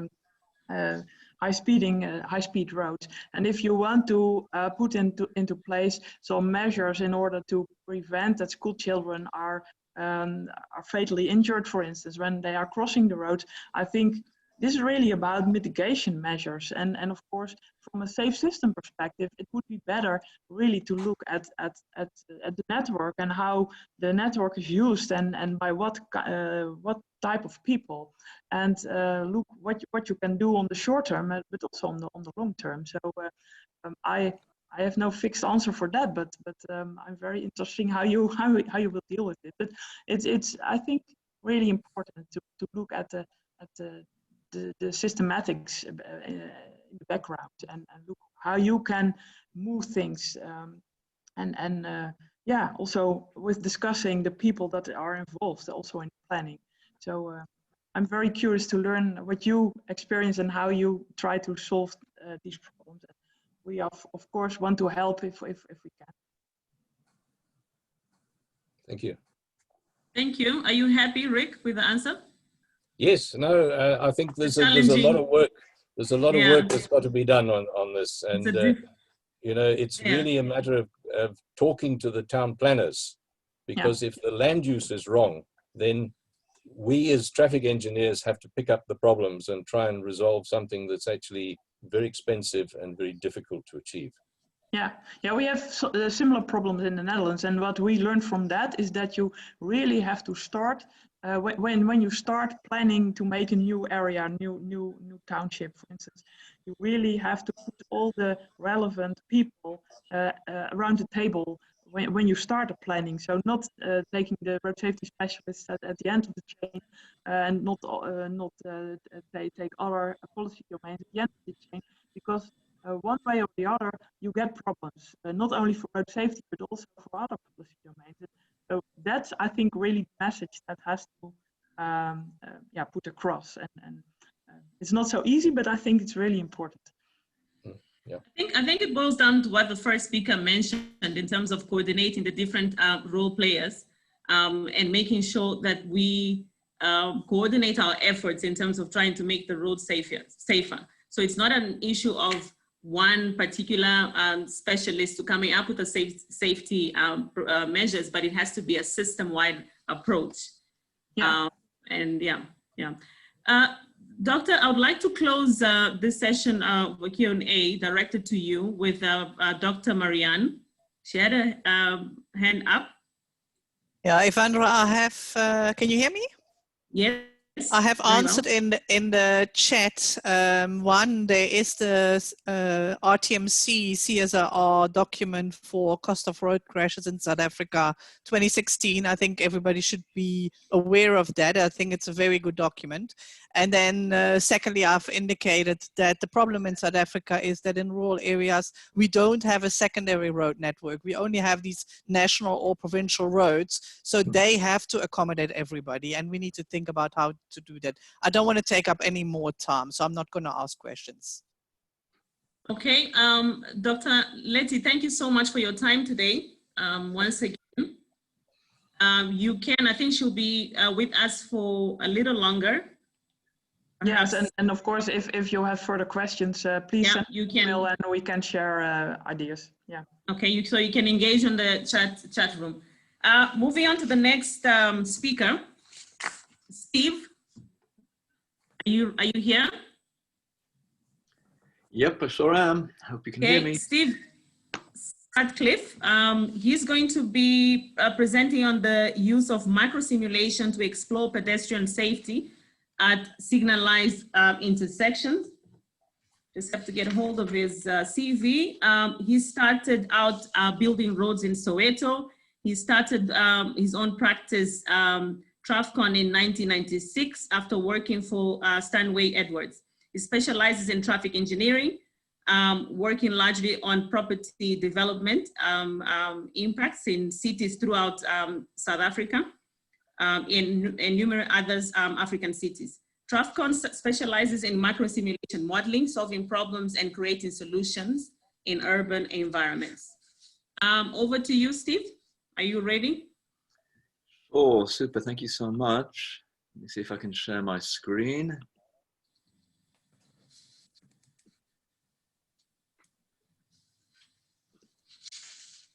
How is that looking?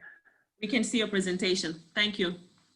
Super. Okay. Thanks very much, Ivandra, and thanks to the two earlier speakers. Very, very interesting indeed. And let's try and keep things going. I'm going to be using some videos in this presentation, so please keep your fingers crossed. Let's hope all this technology works for us, and let's kick off. We've all spoken a lot about safety. It's very much to the forefront of our minds, but I'm going to ask the question, what should we actually be asking? It's multifaceted, we know that, and but the questions are often extremely complex.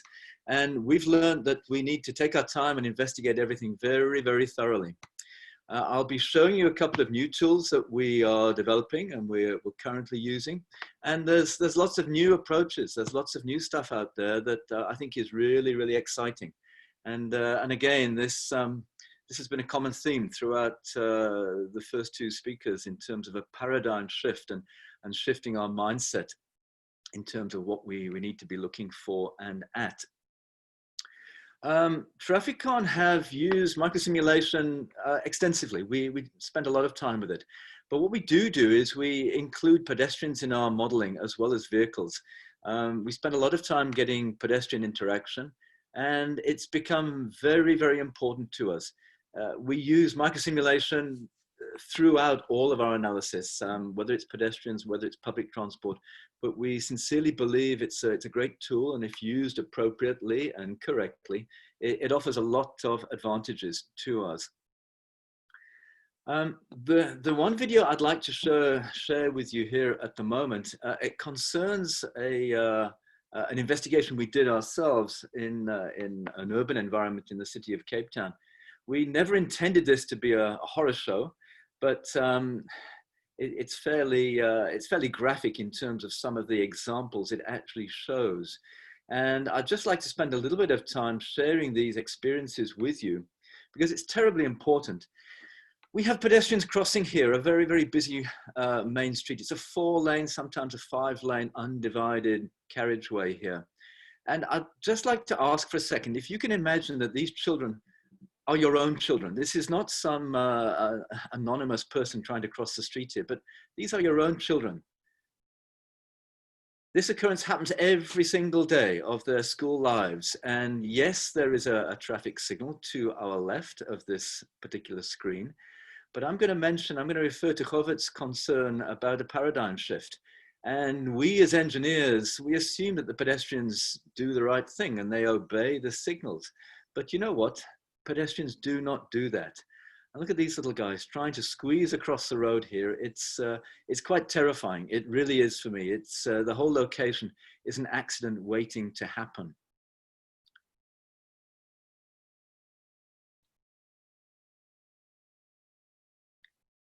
The story continues. However, the solution at the time was to introduce a traffic signal, a pedestrian signal. And this gentleman is not an officer at all. He's merely a member of the public helping those little ones to cross the road. And indeed, in terms of the impact and the speeds through this particular location, it really is difficult for pedestrians to safely cross. Often what happens, and again, you're all aware of this, the button is pressed and nothing happens and the pedestrians wait for some time. And eventually they get frustrated and it's a mad dash across the road to safety on the other side.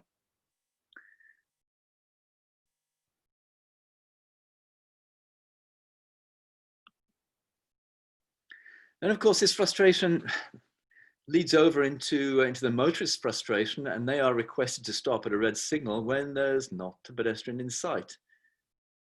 Again, a common occurrence. And this leads to more driver frustration and subsequent disobeyment of safety rules and regulations. It just makes for a very unfortunate situation.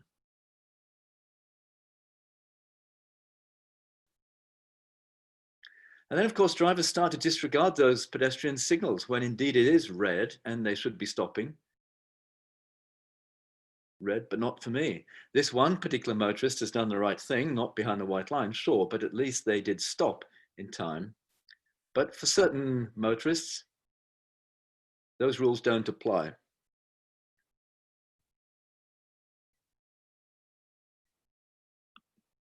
And maybe finally, just to indicate some of the issues that we do face here, take a look at this minibus taxi.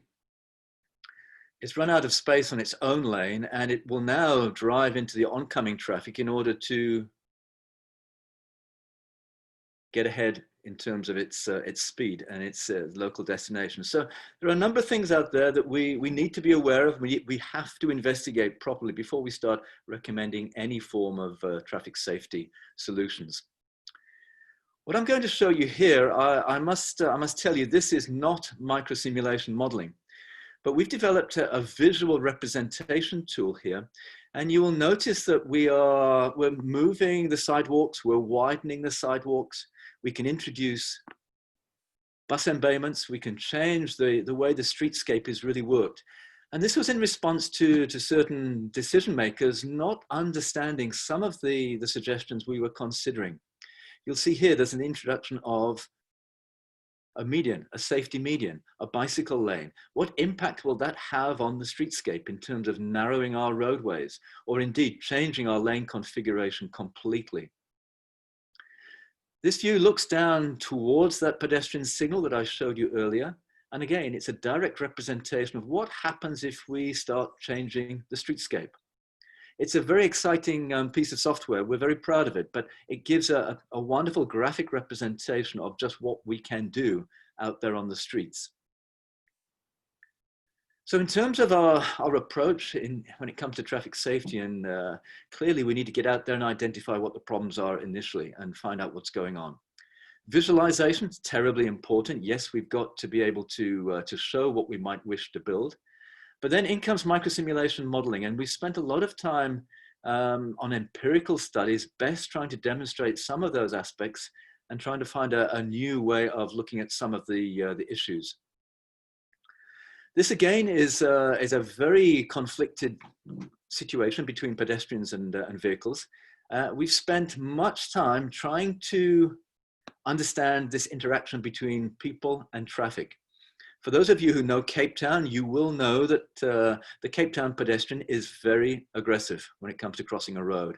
He has the ability, magically, to stop traffic in their path. And it's a condition that happens on an all too frequent basis. It's not just a simple matter of pedestrians obeying signals and only crossing when the green man is present. So again, empirically, we have built models to demonstrate this particular conflict. And this is where microsimulation really does come to the fore in terms of measuring some of those output characteristics from the vehicles that screech to a halt or may try to avoid some of the pedestrians who might be crossing this space. We're not just talking about speeds, we're talking about deceleration rates. And again, using microsimulation modeling, it's possible to record those excess deceleration rates and begin to get a feel for the potential conflict that arises due to these particular conflict points. Excitingly, some of our partners are taking this in the big data sphere, and they're beginning to develop safety hotspots in and around our road network. This happens to be Cape Town. But we have the data, we have the capability to look at potential hotspots in a different angle. And Govert talked about anticipating hotspots and traffic safety concerns, but we can do this now. We have alternative methods of pulling up real concerns and accident hotspots. So we're looking at determining where those spots occur before the accidents themselves happen. So I would just conclude from a microsimulation perspective. It's terribly important to do the right thing and to use the correct tools that we've got available. It's all out there for us. We can do it if we simply model correctly and we spend enough time. I would argue that every intersection deserves its own investigation, and we shouldn't be looking at blanket solutions across an urban area. And indeed, some of the areas where we have introduced all red periods to try and enhance pedestrian safety has led to serious concerns with that frustration from the motorists who decide to drive through an all red period because no other vehicle is traveling at the same time. So in conclusion, really our way forward is taking this research towards reality. Very, very important that we actually implement some of these schemes. But yes, we've got to investigate and thoroughly review some of the solutions that we might be considering. From our perspective, we believe we should be stimulating students to get excited about the new techniques and the ways that we can investigate traffic safety and pedestrian safety out there on the roads. Sponsors too need to be stimulated to contribute. And those road authorities who are going to enforce the ultimate solutions, we all need to be part of this collaborative system. And in that regard, thanks to Professor Mark Zegrist for his collaboration at UCT. He's been a wise voice on my shoulder throughout all of this. So just to wrap up, I think, yes, investigate thoroughly, use some of these new tools that are available. We've got plenty of visualization techniques to implement, and get to improving pedestrian safety, particularly around our streets. So thanks very much for this opportunity to share some ideas. We're always available, and I'm sure you may have some contributions, and we'd love to hear from you. Thank you so much.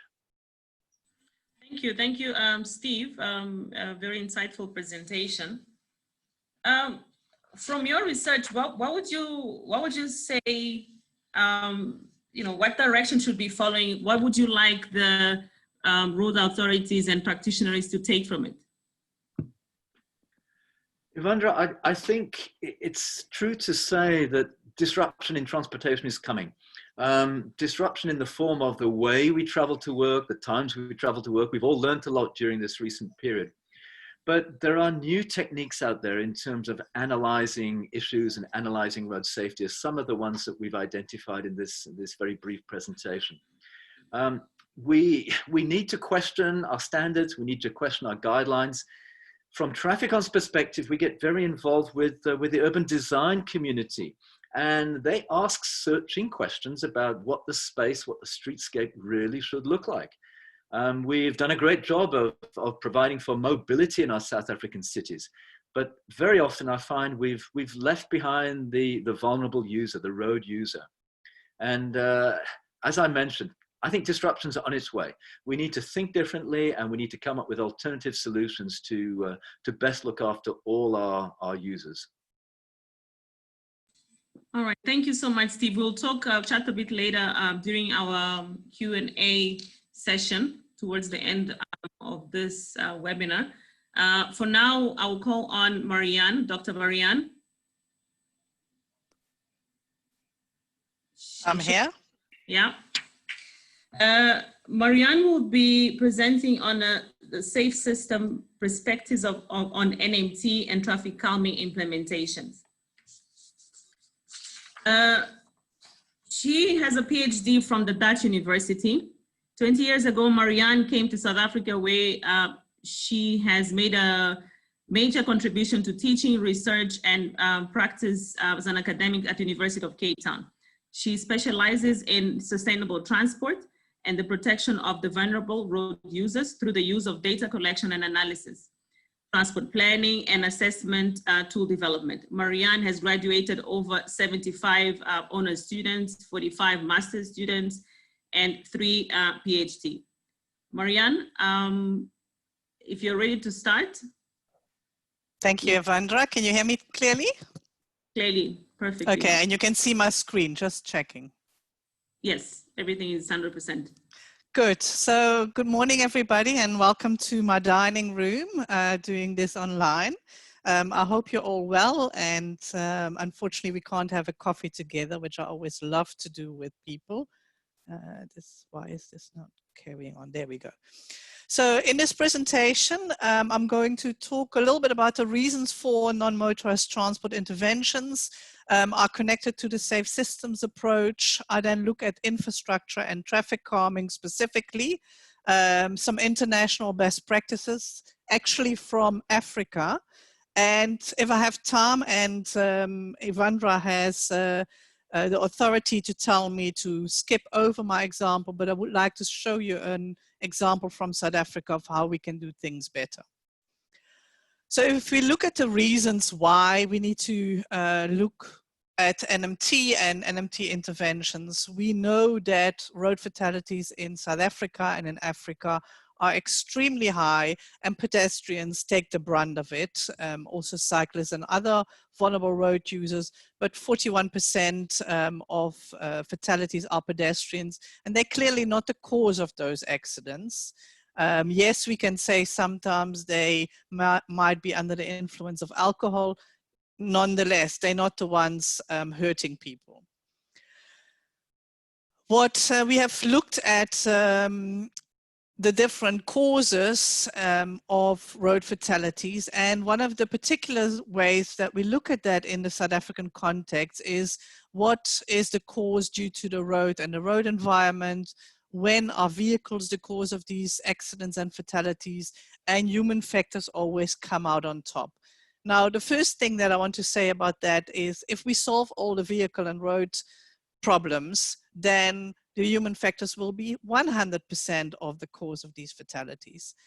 But what I have been witnessing over the years in the South African context is that because the road and environment is so low, many engineers sit back and do not take ownership of road fatalities. And that's exactly where we go wrong, because and we have heard that from our SWAF colleagues, the road and the road environment can play a major role in reducing fatalities. So I would like to change that. What we see in the current situation in South Africa, that even in situations where there are a lot of pedestrians and other NMT users, or we are in specific areas where vulnerable road users or major vulnerable road users are part of the environment, for example, close to schools, there is hardly any additional infrastructure for these users. And if we're looking at the South African context, we think that if we are following international best practices, that we're doing the right thing. And I've written a paper together in 2015 with Gerard Hitzke. We looked at pedestrians going to NMT facilities during the morning peak when they're on their way to work. And we see that these pedestrians walk significantly slower than the average international best practice. That means that everywhere where we have facilities, for example, a pedestrian crossing at a traffic light, we set these pedestrians up for failure. So following these best practices is not the right thing to do because we haven't translated the knowledge into the South African context. We also need to remember that people walk much further. So we have, for example, around public transport infrastructure, a radius of 500 meters to facilitate pedestrians and other NMT users. But again, in the Cape Town example, the average distance is 1.3 kilometers. That means if you want to cater for 90% of people, you have to have a radius of 1.8 kilometers around a stop. Yes, there may be other stops in the area. One more thing with regards to the vulnerability is that people don't just walk the 20 or 30 minutes in one direction, for example, to work. In the graph at the bottom, you see people from households that walk for 5 hours or longer to get to medical services. In KwaZulu-Natal, that is over 2,000 families, and we have no infrastructure for them. So that's why we need NMT. If we're looking at the safe system approach, and I agree with the SWAF colleagues that that directly relates to Vision Zero and sustainable safety, then this is one of the graphs that you can find. This is specifically on the PIOC web page. And in my talk, I will be connecting to that infrastructure component and specifically to NMT infrastructure. Yes, that it goes hand in hand with what is the function of the road and how can we create forgiving environments. So what we have done, and this knowledge, this thinking, this paradigm shift has already been captured in South Africa in the NMT facility guidelines. And there we looked at what are the type of facilities. So we do have a type of road or a road category. We add there that there should and could be NMT only facilities, as well as the different facilities where motorized transport and non-motorized transport is mixed. And we then need to look at what are the speeds on these roads, on these corridors. Are there any conflicts? What are the speeds and volumes for motorized transport? What are the speeds and volumes for non-motorized transport? And therefore, what are the type of NMT facilities that we should provide? And I really would like to encourage listeners to start using this.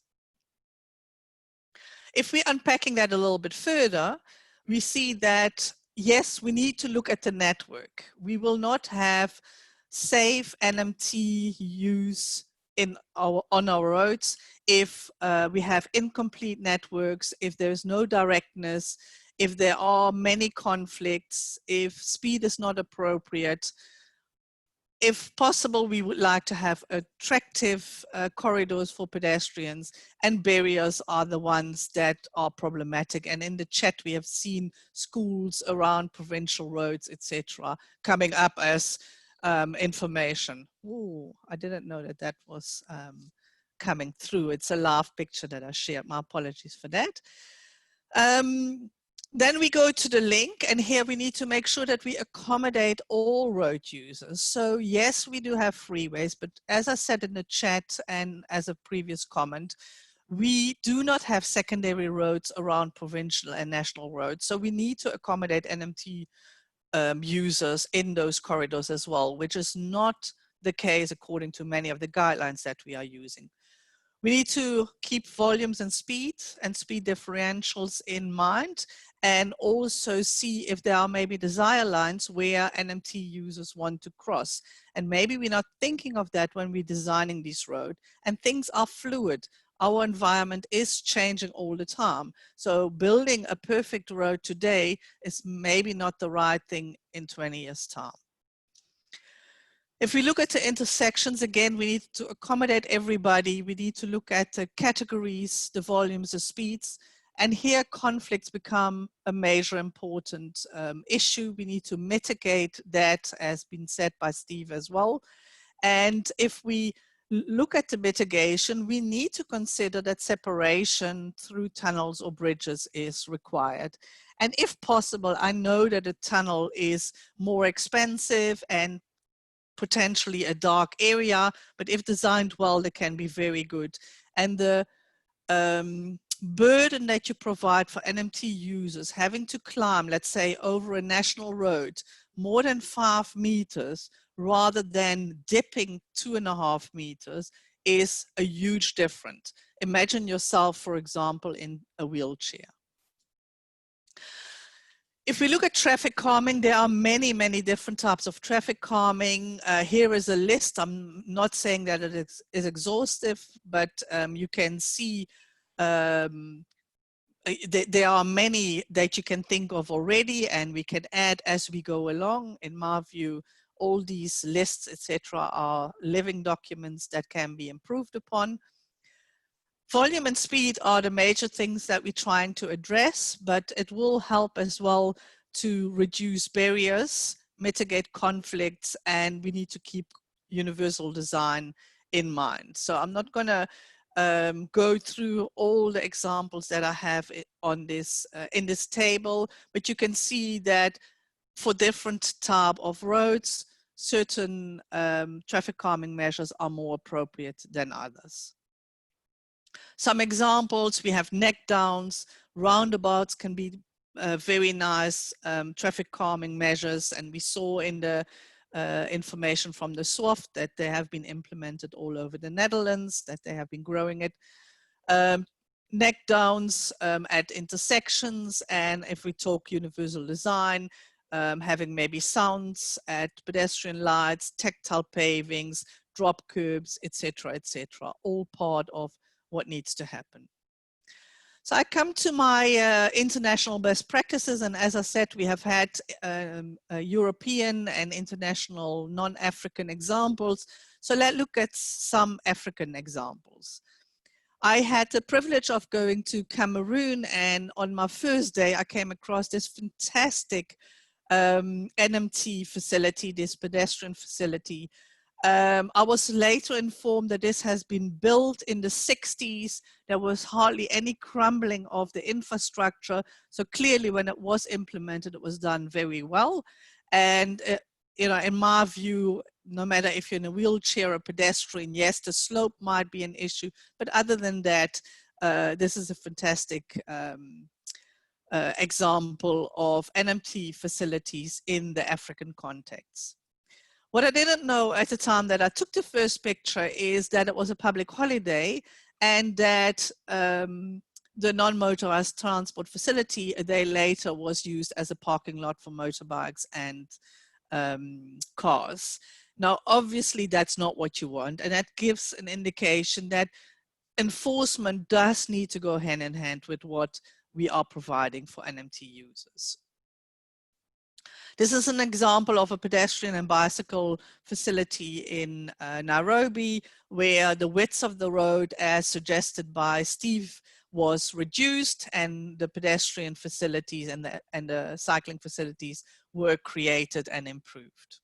And obviously, from a safety point of view, the barrier has to be created. And we can discuss if this is the best barrier, or if other options are possible as well. Unfortunately, with the behavior that also was shown in the video by the last speaker, we do need to make sure that we protect our facilities for NMT users. This is a South African example. In Bloemfontein, here the pedestrians are promoted by changing this into a one-way road. And, you know, again, we need to, of course, we need to check that circulation of traffic, also motorized traffic, is accommodated, but it doesn't mean that we have to be very rigid that if we create a one-way in this direction, then the next road needs to be a one-way in the other direction. So we are, or often as engineers, we are far too rigid and not open to good solutions. We not always get it right. So this is an example in Cape Town where a cycling lane was provided. And when we didn't do an analysis of cycling in Cape Town, walking and cycling in Cape Town, the infrastructure provided hasn't given the benefits that we would hope. We would hope that we would see more cyclists and less fatalities or less crashes, and that is not what we have seen. What I think is that we, in this country or in the Cape Town context, don't have the right way of implementing this infrastructure yet. Beg your pardon. So now my practical example, and if I don't hear Evandra, I'm just going to share it with you. I think so. Please go ahead. Thank you. It's very important, I think, that we are evidence-based. That's the E of evaluation, and I definitely think that that's one that needs to be considered. In the Western Cape, we're privileged that we do have geographical information with regards to geocoding with regards to crashes and fatalities, and that has been used to cast the net over the whole province to create 1 by 100 meter areas and identify where the hotspots are. These hotspots were also compared to what is the mode of transport used in different traffic analysis zones. And you see an example here where there are more fatalities than drivers, more passengers that become fatalities, for example, in Swellendam and Cape Agulhas, etc. And in most of the areas in this particular part of the study, pedestrians fatalities were actually less than the number of pedestrians on the road. Cyclists, a different story. What did we do? We looked at all those 100 by 100 meter areas. We then looked at what is the crash information that we are getting and focusing, and I picked a particular example where there were pedestrian crashes, etc. There are 5 fatalities, and these are pedestrian fatalities on this particular stretch of road. It's the intersection of the N2 and the Rockview Dam Road, a main road in Gebou. And if you look at the pictures, you can see that there are a lot of pedestrians that are utilizing that. And we're talking about a national road. So the next step is to actually look at the infrastructure. At the moment, I have only been able to do this virtually, but obviously we need to do this in real life as well, actually go and do data collection and maybe even interviews with the pedestrians. We see activity and movement of pedestrians. We need to map where they are crossing, and we cannot say that because of this is a national road that no facilities should be provided. So this road, this is the Tarbov Road. Clearly there is no facilities for pedestrians to cross, and there is a need. We see them in some of the pictures. They're waiting for lifts, they are crossing, and this is not an environment that has any facilities providing safety for the pedestrians. So looking at that, in conclusion, I think we can agree that the rate of fatalities and non-motorized transport fatalities are too high in the South African context. The role that infrastructure could play is undermined by the type of reporting that we are doing. Volume, speed, the differential of speed, conflicts, barriers are main aspects to consider. The safe system approach can assist. We need to make sure that it's evidence-based, that engineering mitigation is created, and obviously that does need to go hand in hand with education and enforcement. The example that I showed you is an example that came to the fore in the Western Cape road safety implementation strategy. And in that, we also did do some cost-benefit analysis. Some of the measures that we came up with have a 20,000 Rand benefit compared to every Rand that we invest. So it's not, you know, it clearly is beneficial to invest. South Africa needs to protect all its people and improve the lives of pedestrians and other NMT users. And with that, handing over to Ivandra to go to questions. Thank you. Thank you, Marianne. In the interest of time, I think we should just begin our panel discussion. So I'll invite all the speakers to put your cameras on and unmute yourselves.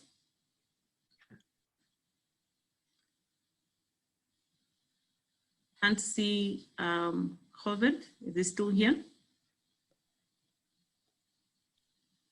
I'm still here. Okay. I would like to invite, yes. No, we can't see you, but it's okay for now. Let me also invite my fellow colleague from the SARF Road Safety Committee, Basil. Are you here? Thanks, Ivandra. I'm here. Yes. Okay. Thank you all. Thank you for your great presentations. We started the webinar with 2 sessions that covered the more theoretical side of a safe system approach, and we ended with 2 practical tips on where to start from to make sure that we pave our way forward in terms of materializing this vision. Just before we start and we open the floor for questions, let me ask Basil to tell you a little bit more about the Road Safety Engineering Forum. There was a question as to what is the intent of this forum. Will it solve all the problems that we have? I don't think so, but Basil can expand on that and tell us what is the thinking and what is the expectations with this forum. Thank you, Ivandra. Yes, you're right. I don't think it's going to solve all our problems, but it is a way. And if you think of what Herbert was saying in the beginning, that we need that political will. From our side, from a Road Federation Road Safety Committee, we felt that it was important that we have a road safety engineering forum. Those of you that are civil engineers and road engineers know about the Road Pavements Forum. This is a forum that meets twice a year, and we share a lot of road pavement engineering solutions, ideas, and those kind of things. And it's really been a great success over the years, where we meet and discuss. And basically the idea with the Road Safety Engineering Forum is that we get all participants in the road safety engineering arena to come together from government side, provincial side, SANRAL, suppliers, consulting engineers as well, so that we can sit around and discuss the road safety engineering aspects that we need to address, especially the safe systems approach, which we feel very important as a road federation, that this is something we have to develop in South Africa and really take this forward and get the support of everybody, the political support as well. So that is really an idea. I don't know if Kobus Labuschagne wants to also add something to that, but that is the idea of the Road Safety Engineering Forum that we want to create. Thank you. Thank you, Basil, for that. I will now invite the participants to come forward and direct your questions at the panelists. I'll rely on Harry to help me manage it. If you can see your virtual hands up. Participants box, to the left bottom of the participants box, you can raise your hand.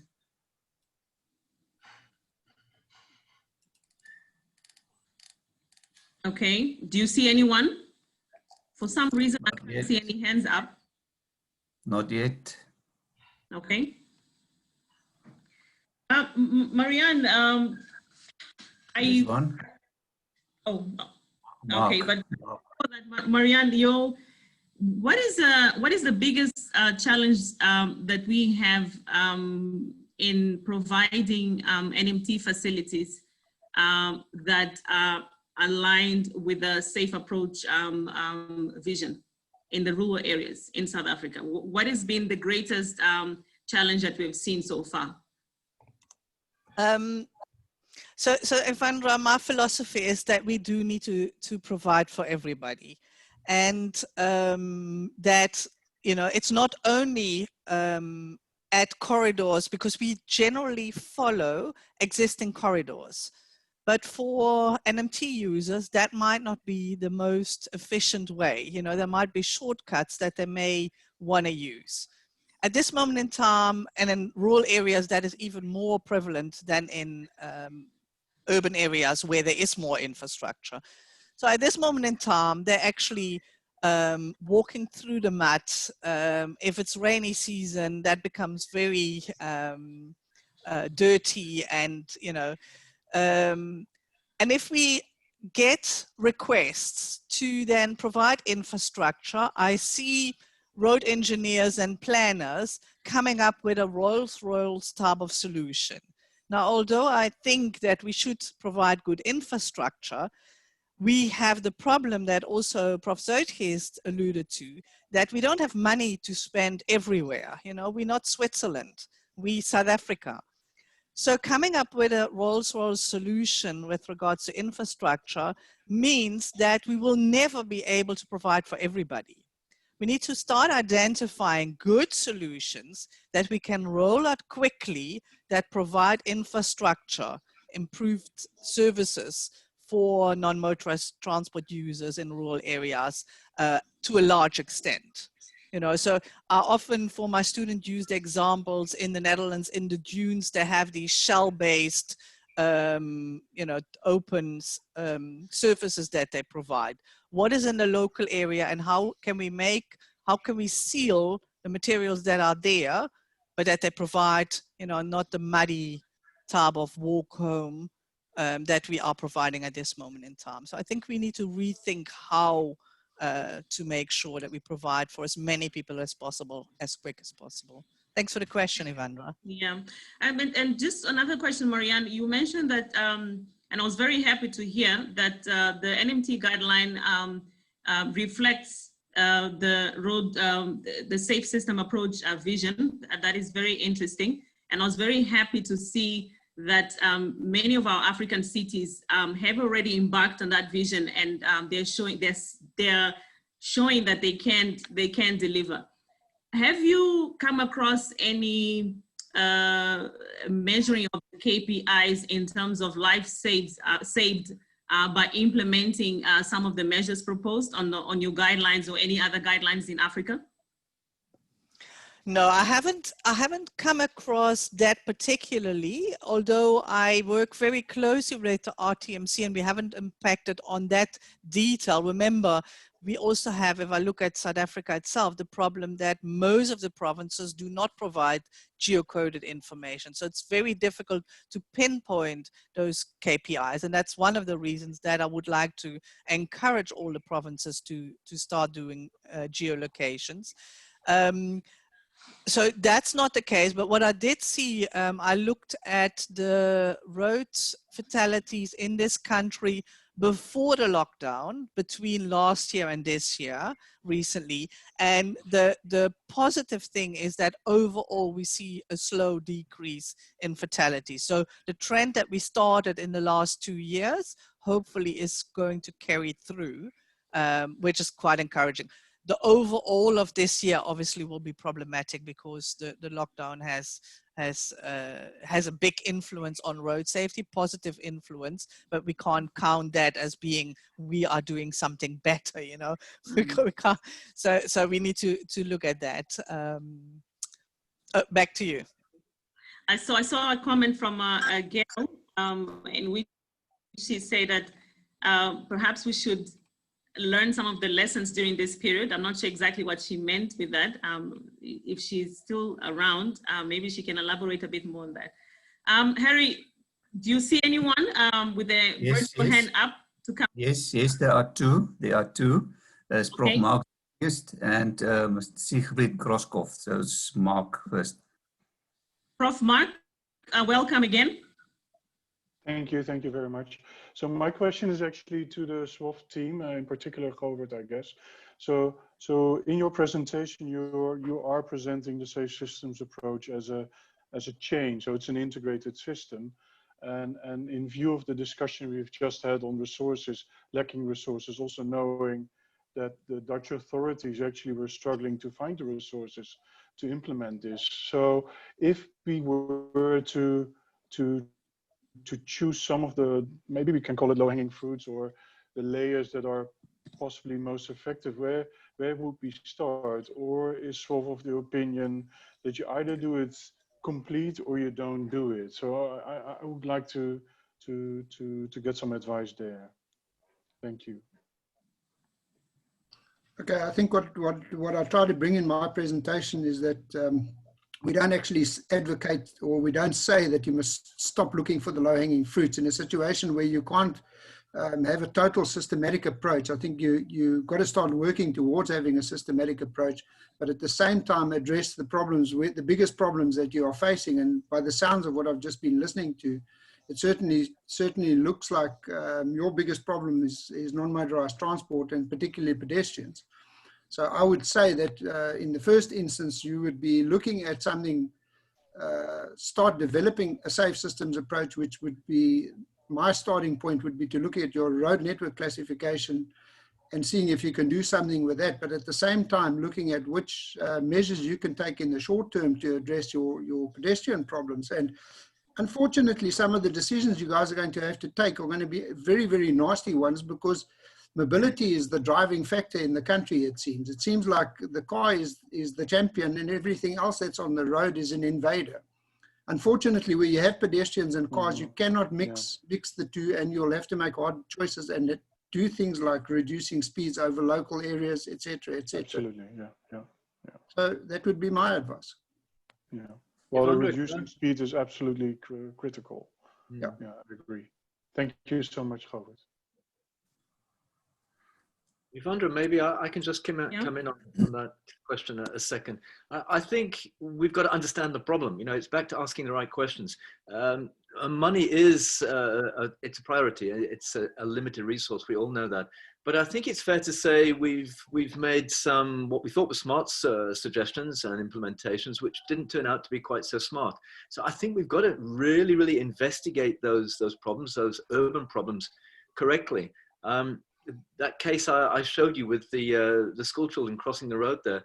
Sure, there was a signalized pedestrian phase right next door, but it's dangerous for them to cross. The vehicles don't give way to the pedestrian. It's an unfortunate reality. And we've got to attend to those issues and come up with the correct solutions before we implement potentially the wrong solution. That's right. Okay, Marianne, yes? You can unmute. Okay. Yeah, thank you. Thank you. So what I just said in the chat is I lived very close to a similar road and I had to cross it often when I went somewhere. Living in the Netherlands, growing up in the Netherlands, 2 lanes in each direction, you know, no facilities and a lot of fatalities in the 70s. And that road at the moment has been completely reconfigured into a 1 lane in each direction. There are a lot of little bends and chicanes, etc., where there are pedestrians crossing. There is raised intersections that have been created. And it hasn't taken away from the level of service for cars, although a lane in each direction was taken away. So I think we need to rethink. We still think that more is better in road engineering, and it's not. It actually is not. So we need to rethink that completely in the African context.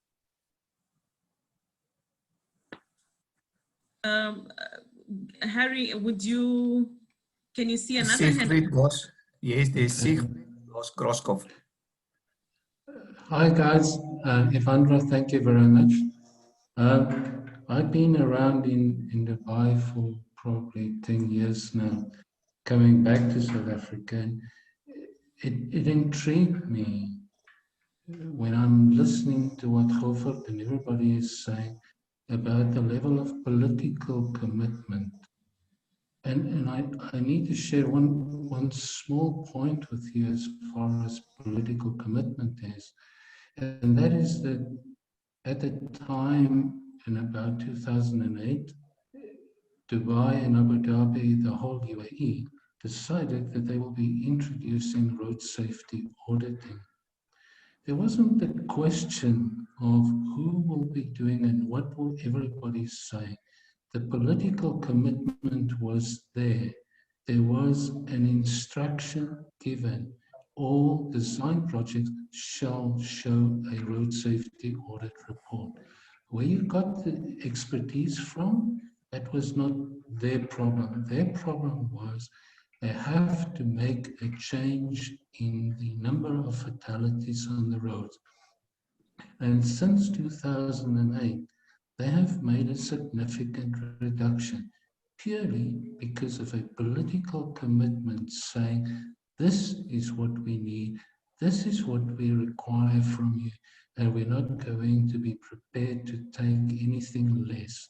And unless we have that political commitment, I'm very concerned that we will go round and round and round in circles. And maybe Govert and Dr. Letty could indicate what their experience was in work that they've done in the rest of Africa. That is the one thing that I made a comment. The other one that I would love to have some comment from their side is, to what extent does the principle of survivable speeds be introduced into design processes? Thank you very much. Okay, thanks for the question, Siegfried. I think I'll start with the last one. In the Netherlands, I mean, the fundamental thinking around survivable speeds is an integral part to the whole classification system that we have. So our departure point is at the moment that you have pedestrians and motorized traffic mixing, you have a maximum speed limit of 30, and you also design accordingly so your roads are built. And similarly, we build it up until you have the situation where all conflicts are non-existent, so you have full grade separation and full directional separation, and those yield you the highest speed limits and the highest design standards. So you can say that that is integrated into the thinking, so it's part and parcel. The second one regarding can I ask you to comment on what your experience was in work that you guys have done in Africa or in developing countries as well? Do you have the same degree of, let's call it acceptance, political acceptance of such a design standard principle in an area where the commitment to safety is not the same as in the Netherlands? Okay, I was getting to that one, Siegfried.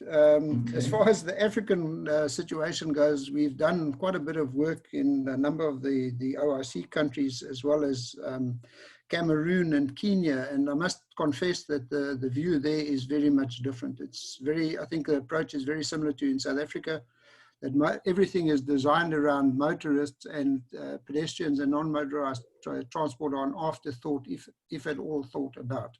The whole idea of preventable crashes and the whole idea of manageable speeds and survivable speeds has not really been adopted, nor has it been really accepted. And in general, the political commitment level? Also, that varies. In some countries, there are, you can say that the politicians are getting behind road safety. An example is Rwanda, strangely enough. But other countries such as Kenya and ones that are really going through a motorization growth, you can say, they are, I would almost say, more motivated by getting infrastructure, because there's a lot of foreign investment into infrastructure. They are more motivated to get the infrastructure there than to look after the road safety problem. So I would say that the political will is absolutely not there. Okay, thanks. Thank you. I think it's a very valid point. Without the political will, we won't be able to move much further. And we've seen that that is a very, very fundamental point. We've seen how the government has reacted to the COVID pandemic and how they did whatever it needs to be done to save lives. So I think the mindset has to be the same for road safety. We need to be as aggressive as we are with any other pandemic, because it's a pandemic.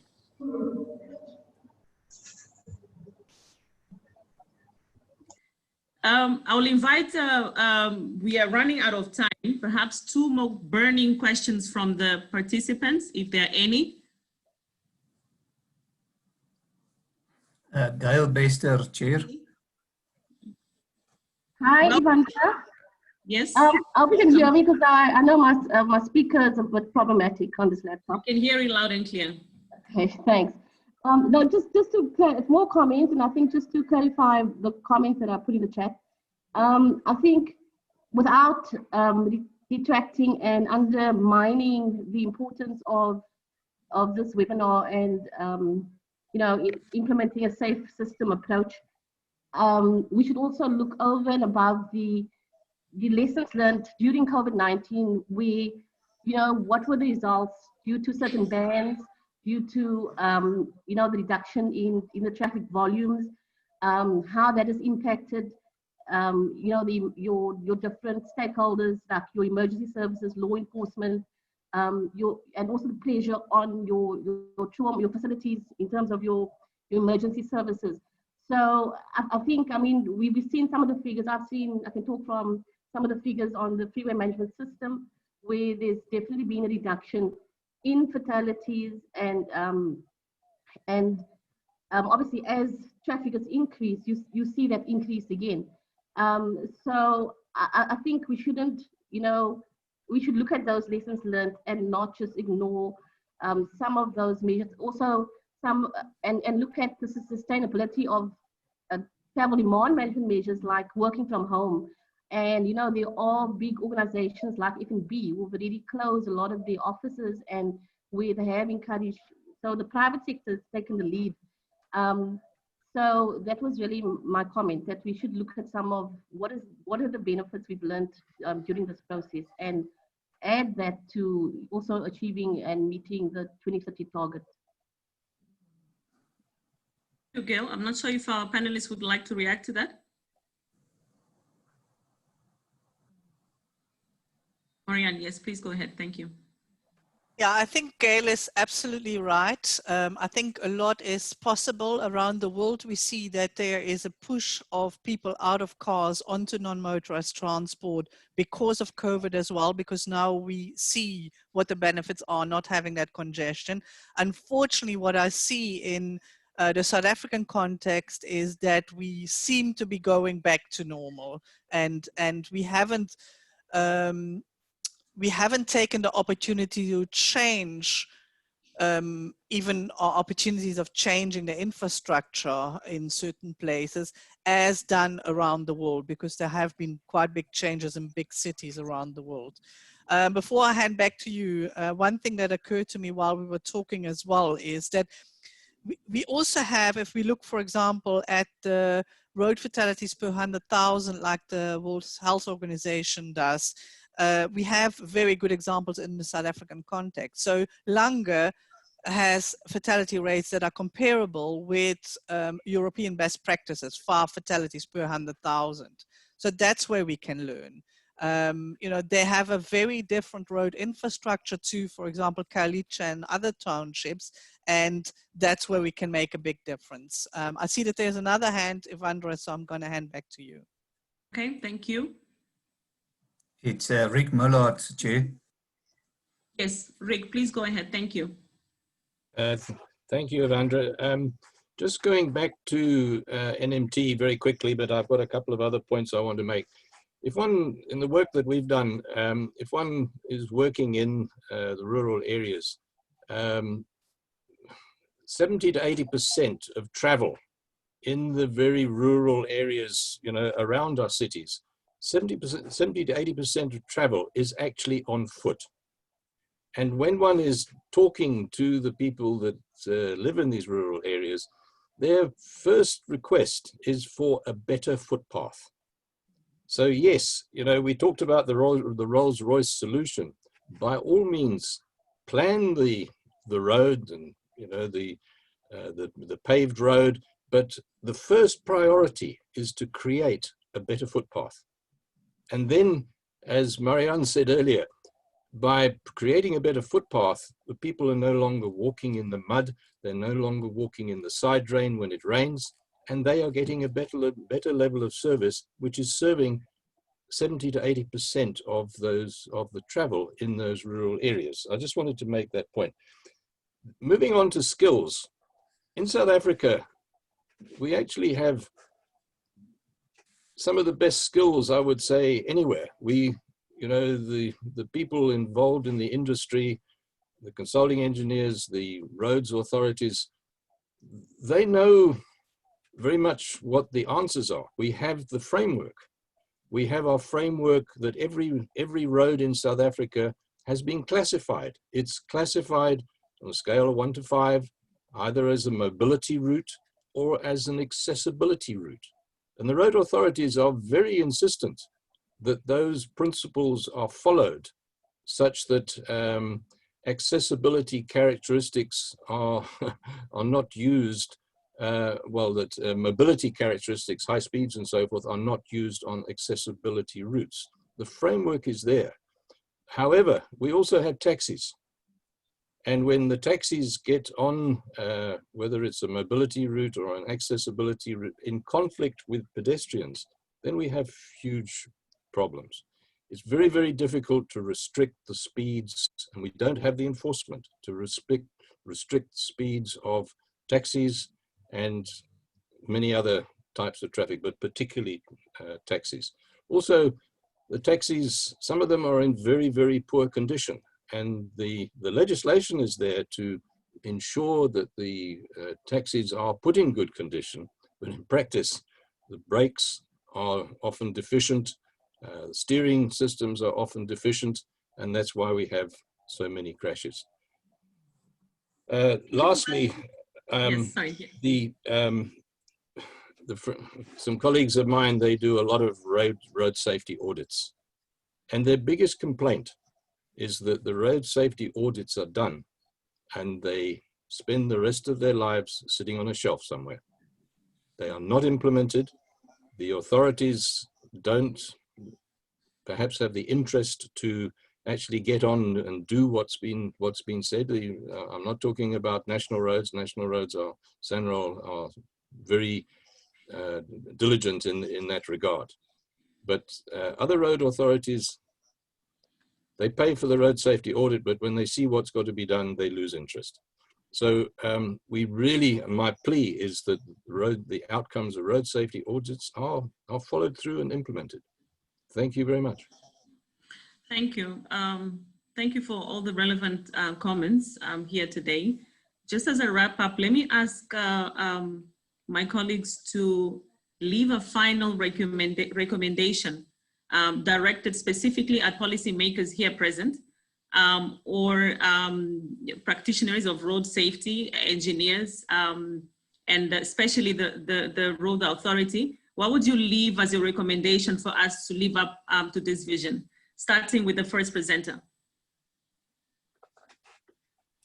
You like putting me on the block, Evandra. Doesn't matter. I think my recommendation, I think I've said it earlier. I mean, it's a question of small steps to begin with, and I think you have to start with the small steps. What I'm listening, people recognize what the problems are. You've seen what they are, but start mobilizing, start arming yourself with knowledge and go to the politicians and start convincing them, while at the same time build a plan around a more systematic approach to the whole thing. I mean, saying we've got taxis as a problem and this is a problem, we recognize all the problems, paint the whole picture and build the whole systematic approach and build a solution around that, at the same time address these other small little things. Steve? Gosh, that's a great question. But I'm very forward thinking here. I think we're all very good at collecting data and historical data. Govert mentioned it up front. But, you know, we've got new technologies. We've got technologies that actually anticipate where these problems are. There's so much new skill, new technologies, new approaches to this road safety. It's a multifaceted problem. But in an urban environment, the gentleman refers to good standard design practices. We need to be questioning those design practices. We need to engage with our urban design colleagues to design safer roads for pedestrians, and that will automatically allow for NMT facilities. We should not be hung up on pushing that motor vehicle around to the disbenefit of the vulnerable road users. I just think we've got a long way to go, but there are some exciting technologies out there that we can use and to guide us with our designs in future. Thank you. Marianne, closing with your final statement. Yeah, I think all three of us are saying the same thing in different words. I absolutely agree. I do think that we need enough evidence-based work, and geocoded information is needed. But more importantly, I think we need to have guidelines and manuals that are integrated. I actually don't want to have an NMT guideline. I want to have an integrated guideline. As long as we can choose which guidelines to pick up and use for our designs, and being accommodating, avoiding doing non-motorized transport implementation, we're not going to get anywhere. So one integrated manual for all road users is my ultimate call from government. Very true. That's all we have time for. I would like to thank the organizers, my fellow panelists, and big thanks to all of you who have joined us today. We hope to have created the urge to change the way we look at road safety. And we hope to have provided some clarity on the shared responsibility between the road users, the designers, the road safety educators, the enforcers, and the policy makers. And lastly, we hope to have provided some practical tips on how to start making the changes that we need to make to achieve our 2016-2030 vision. And yeah, so thank you for your time. Thank you for being here today. My name is Ivandra Udoyan. It's been a pleasure to be your moderator for the day. Thank you. Be safe. Thank you.